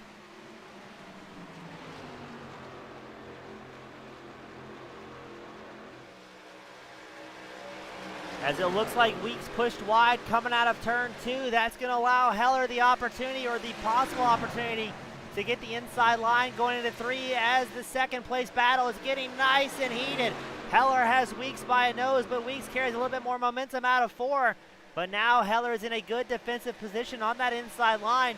He's going to make Weeks go the long way around the track to try and get around that number 11 machine, who is holding on hard for that second place. This is going to allow Lytle to get a bit of chance to breathe, as now he's about 3/10 and climbing over Weeks and Heller, who are still side by side down the backstretch. And keep an eye on Eckert and Vandermeed as well, that they're seeing this 2-wide battle unfold, and that will allow them to get a little bit closer here. Weeks holds on to it after that battle for second, and Heller still in third. Eckert fourth, Vandermeed fifth.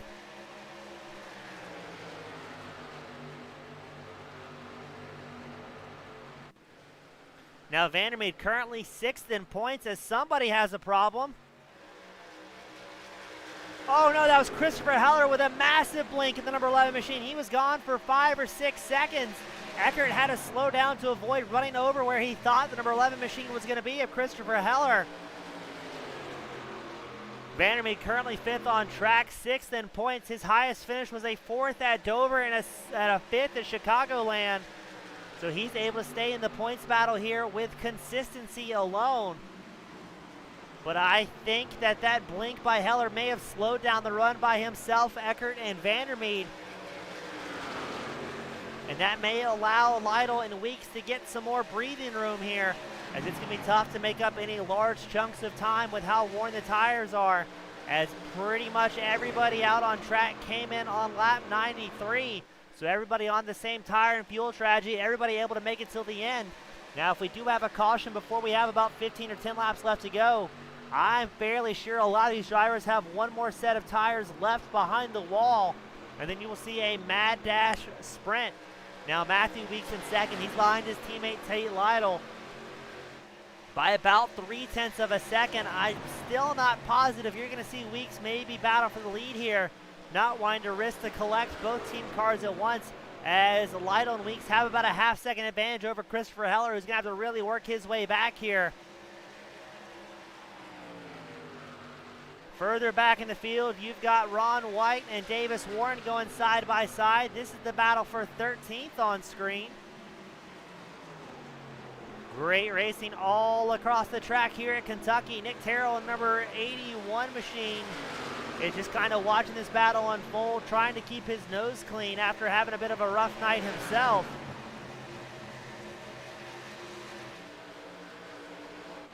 Other notable battles is DJ Weeks Jr. trying to hold on to the 9th place spot, as Zach Roethlisberger, number 23 machine, looking to improve on his current top 10 running order.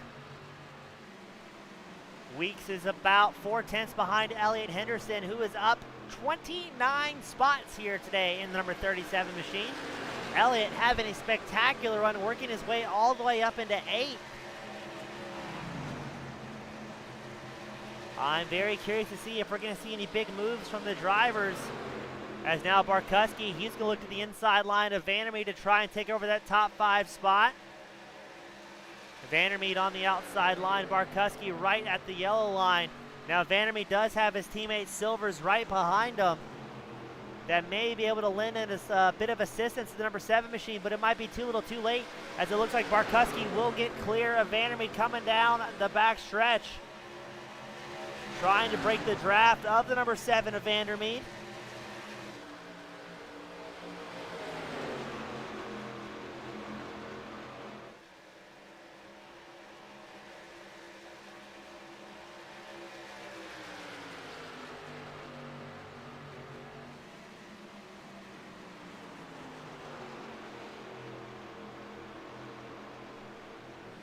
As we were watching the 3-car battle for 5th, as Barkuski did get by Vandermeed, but he still has Vandermeed within a 1/10 of a second behind him, as well as Silvers and the number 17 machine, excuse me. Up front, it's still Lytle, Weeks, Heller, Eckert, Barkuski, your top 5 here today, and the closing 12 laps here at the Powder Coat Plus 200.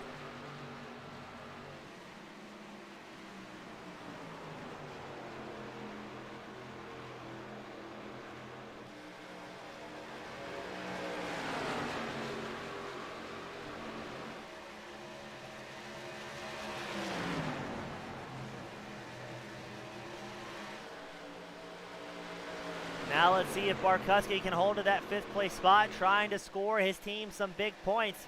We're going to go back to Christopher Heller, who is working with Jumpin' Johnny Eckert to get a little bit closer to Matthew Weeks in the number 2 machine. Going to be interesting to see if the closing laps, anything can happen here.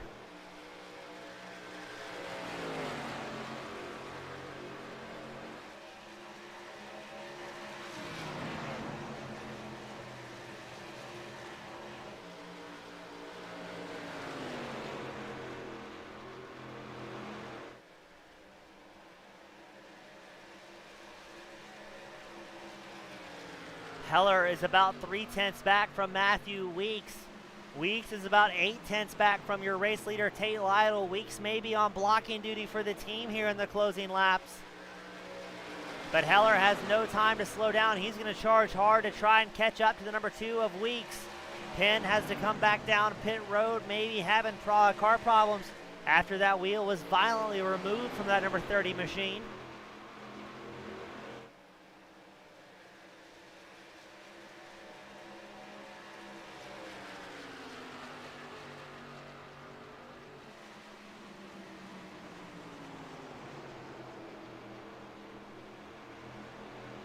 As Weeks gaining some time here, still within Heller gaining some time on Weeks. He's about 3/10 behind the 2nd place driver in the absolutely painted number 2 machine.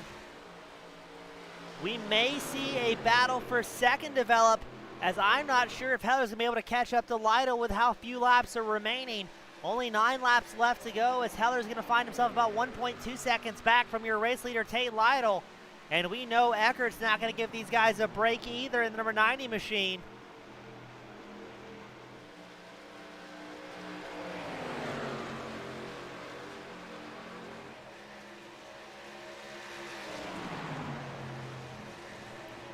As it appears Lytle is checking out with 8 laps left to go. Going to be interesting to see if Heller and Eckert continue working together, if maybe Eckert's going to try and pick up that 3rd place spot. If Heller does not increase the pace and start battling for weeks, because Eckert is, oh no, Eckert gets into Heller. They hold on to it. Eckert will take over 3rd with a little bit of violence. I'm not sure whose fault that was.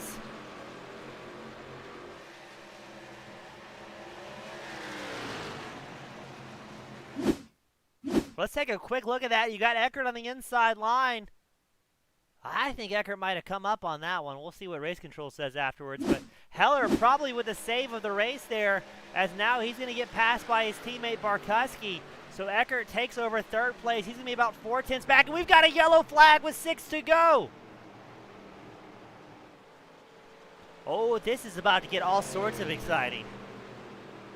Nick Terrell involved in that. Let's take a look and see what happened to the favorite number 81 machine. Ooh, did the number 60 machine get loose?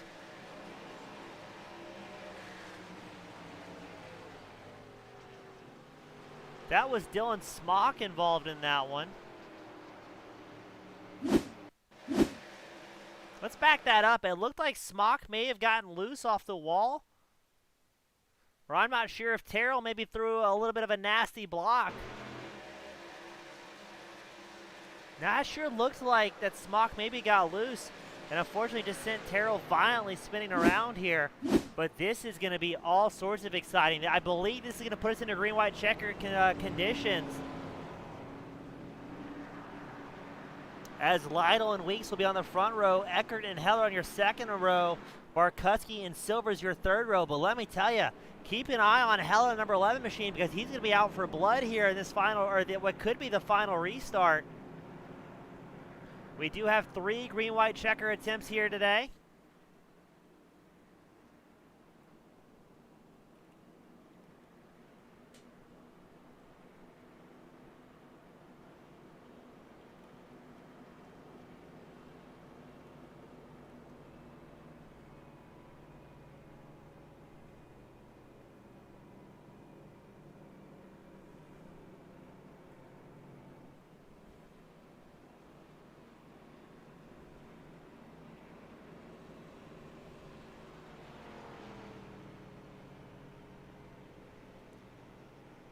As let's see if anybody opts to come down pit road. All these drivers have been out since lap 93. Is anyone going to be gutsy and take tires here?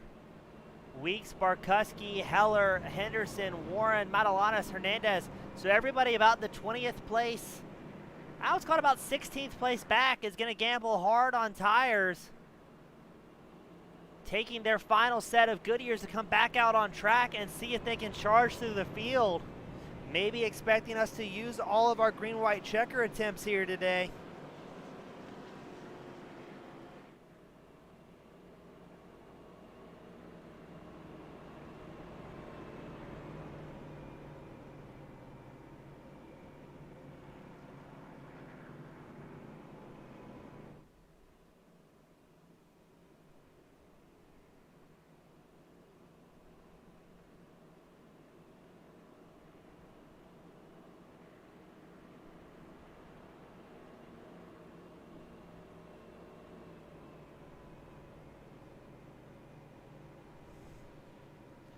So it looks like our top 15 drivers all on the same strategy here.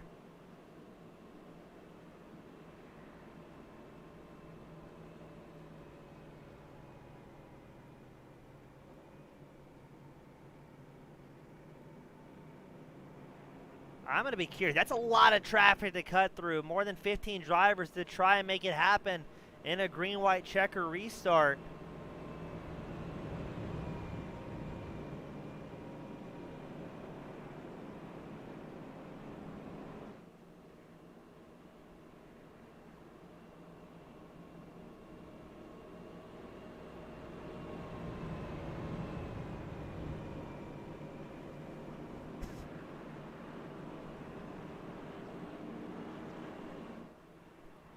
This could be wild, ladies and gentlemen. Buckle up. Things are about to get bumpy. as what happened in the top? Where's Matthew Weeks? Weeks in the number 2 machine, he did opt to come in on lap 130. So now it's going to be Lytle and Eckert the front row, Silvers and Vandermeer the second row, Roethlisberger and Delph your third row. Where is Eckert? Did Eckert opt to come in here?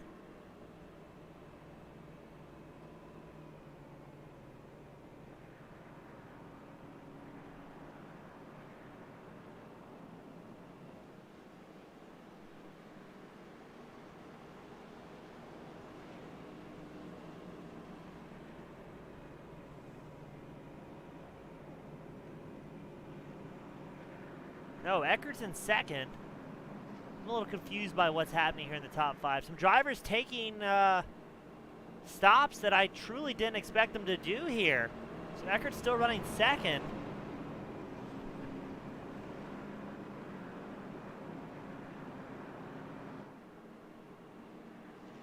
So from about 15th place back, as we're going to see a whole lot of drivers that came in for that final stop. They are going to be absolutely gambling on a quick caution to try and get through the field.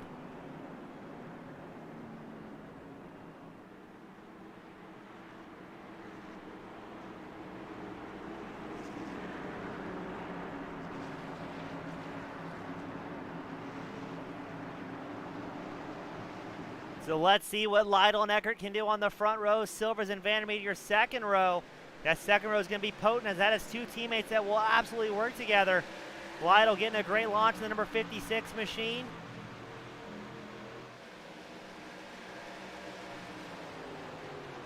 As let's see, Silver's now in the 3rd place spot.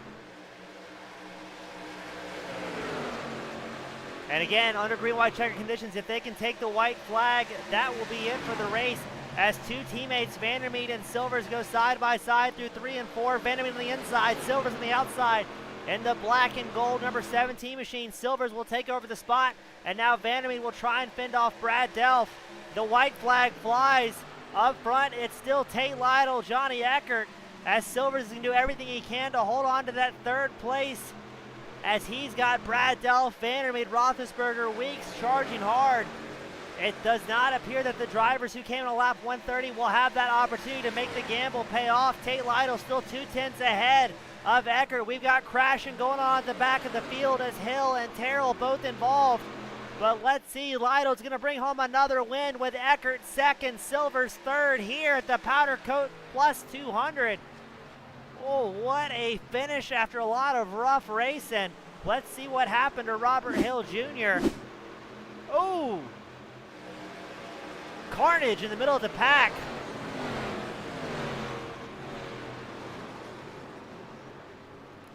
Nick Terrell involved in that one hard as Hill just gets absolutely destroyed. But Lytle will bring home another win here at Kentucky with a great finish, a great race from all of our competitors.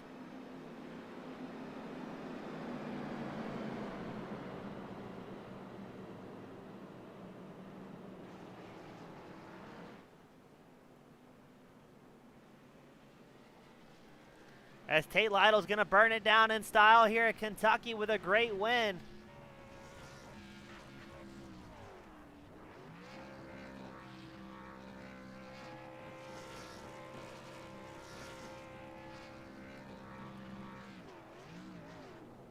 As we're going to try and get our drivers up into the waiting room, getting ready for their podium interviews. But Tate Lytle with a great run here today, number 56 machine. Some of the best racing we've seen all season long. And I believe that was less cautions here than 9, ladies and gentlemen. So congratulations to the 42% of our viewers that voted on the under. Out of 24 votes, you were the big winner of absolutely no points or money. It's like, whose line is it anyway? But a lot more fun.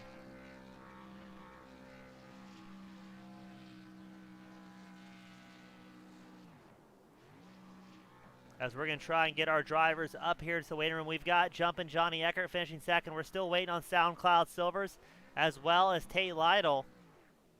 But Tate Lytle is going to enjoy his time in the spotlight, absolutely burning it down here today.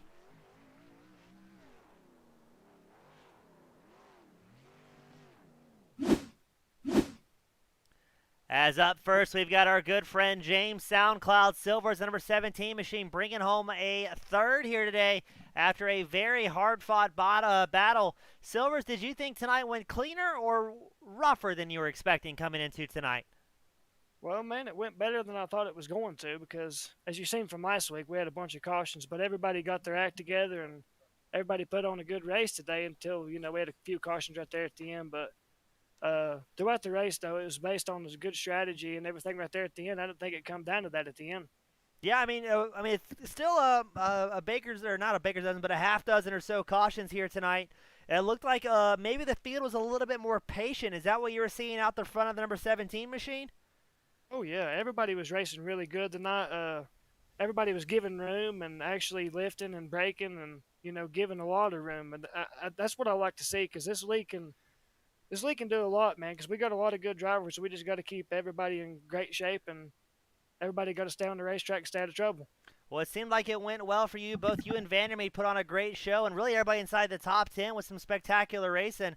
Before we let you celebrate with the rest of Cornerstone Motorsports, who would you like to give a shout out here today that helped you get in the third place spot up on the podium? Always got to shout out you, James, because you already know, man. You put on a hell of a broadcast, and got to shout out everybody in Waynesville. I got to shout out my dad. Happy birthday to my daddy. He's 55 years old today. And shout out everybody at Cornerstone Motorsports. And we got Tyler Evans, Michael Vandermeed, and Stephen Rex. And thank you to Radburn Shutters for subbing tonight and getting the top 20. Well, congratulations to you, congratulations to your team, and congratulations to Papa Silvers for hitting the big 5-5. James, great run tonight, my friend, and hope to see more of it in the future. All right, I appreciate you, brother. You as well, my friend. And then up next, we've got Jumpin' Johnny Eckert, number 90 machine. Johnny, looked like some of the best racing we've had so far this season. How did it feel from behind the wheel of the number 90 machine? To be 110% honest with you, miserable. That was awful. That was just so hard to do anything. I mean, you could have fresher tires, but it was all like there was just so much. It felt like so much aero push. You had to be super committed to a move. So like overdrive the corner, entry to corner, or try to figure out how to get a run on exit. It was an experience. It wasn't.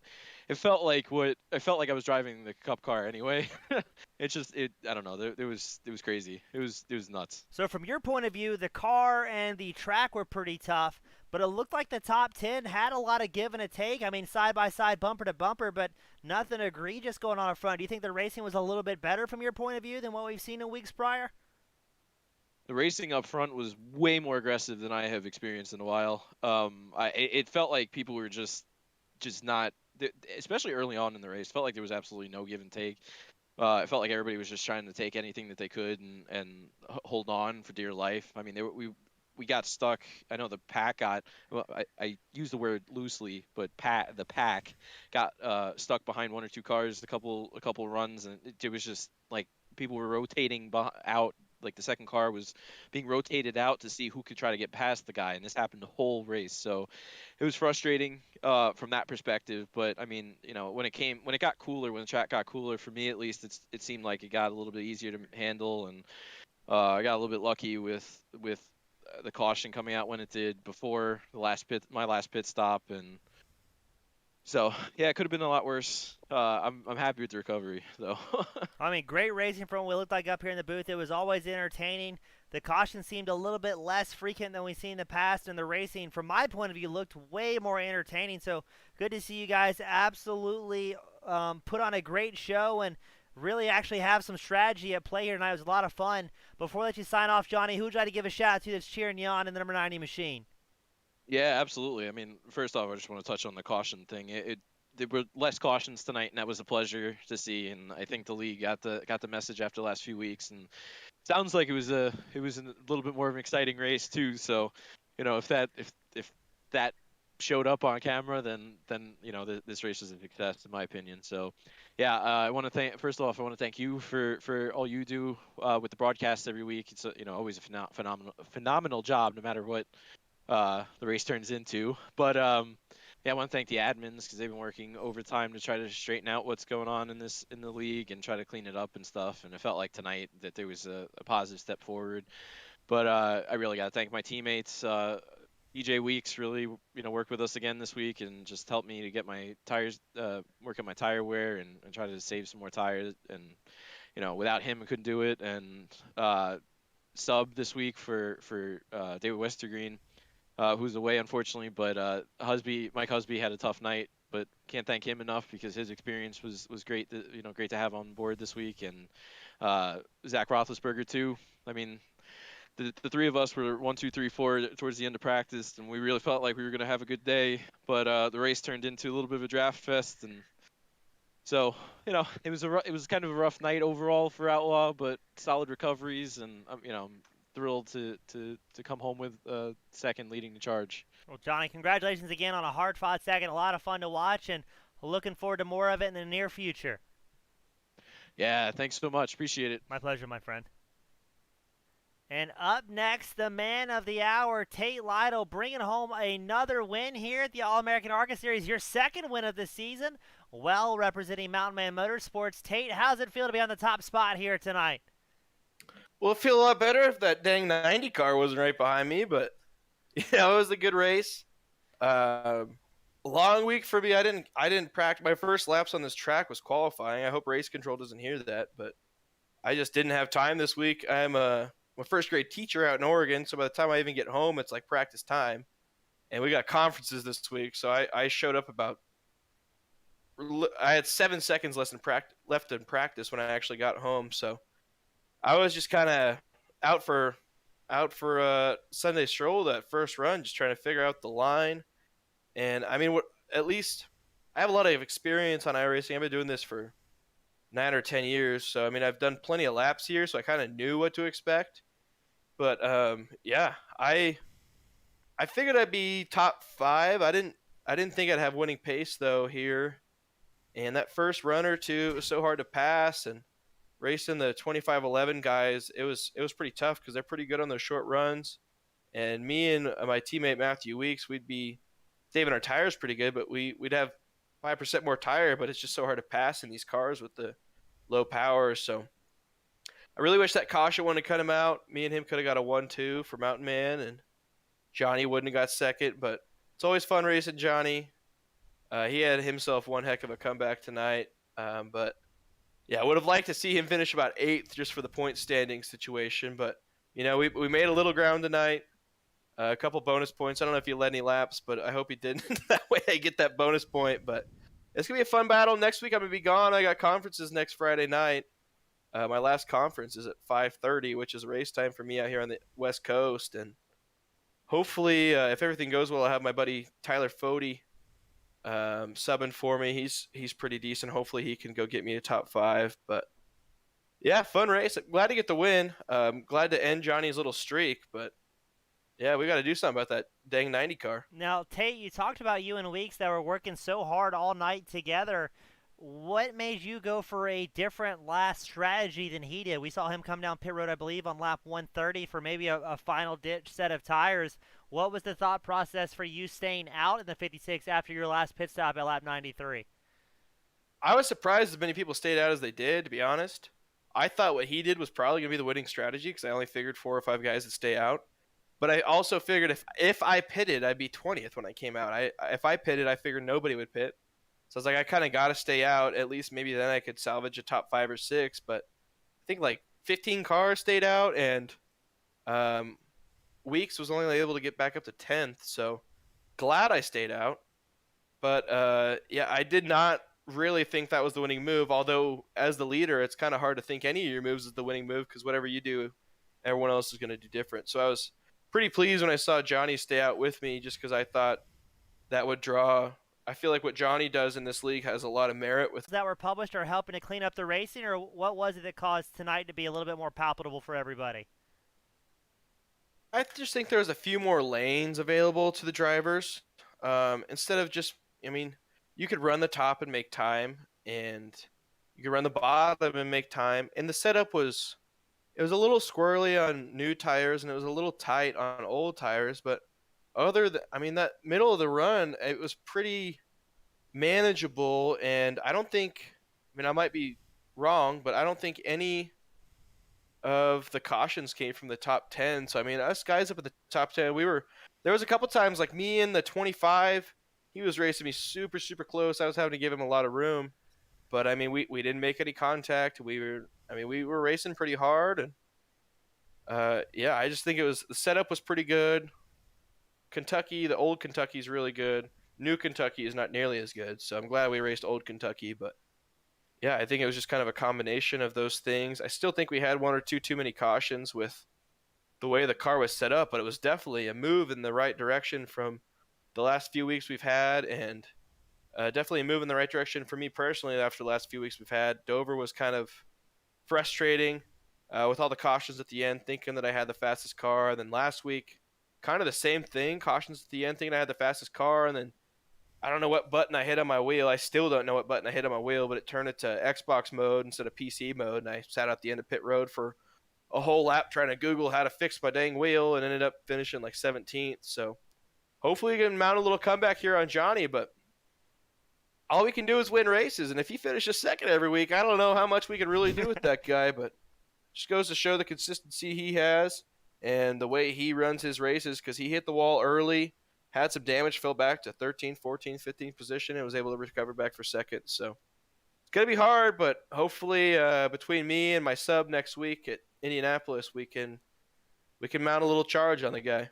Well, I'm looking forward to it, man. Great run from both you and the team here tonight. You guys got to be pumped. Hope to see you. I mean, you did break that bad luck streak, a brief bad luck streak you had at, I think it was Dover. So congratulations, or excuse me, Nashville. So congratulations once more to you. Tate, before I let you sign off, who would you like to give a shout out to that's cheering you on, number 56 machine?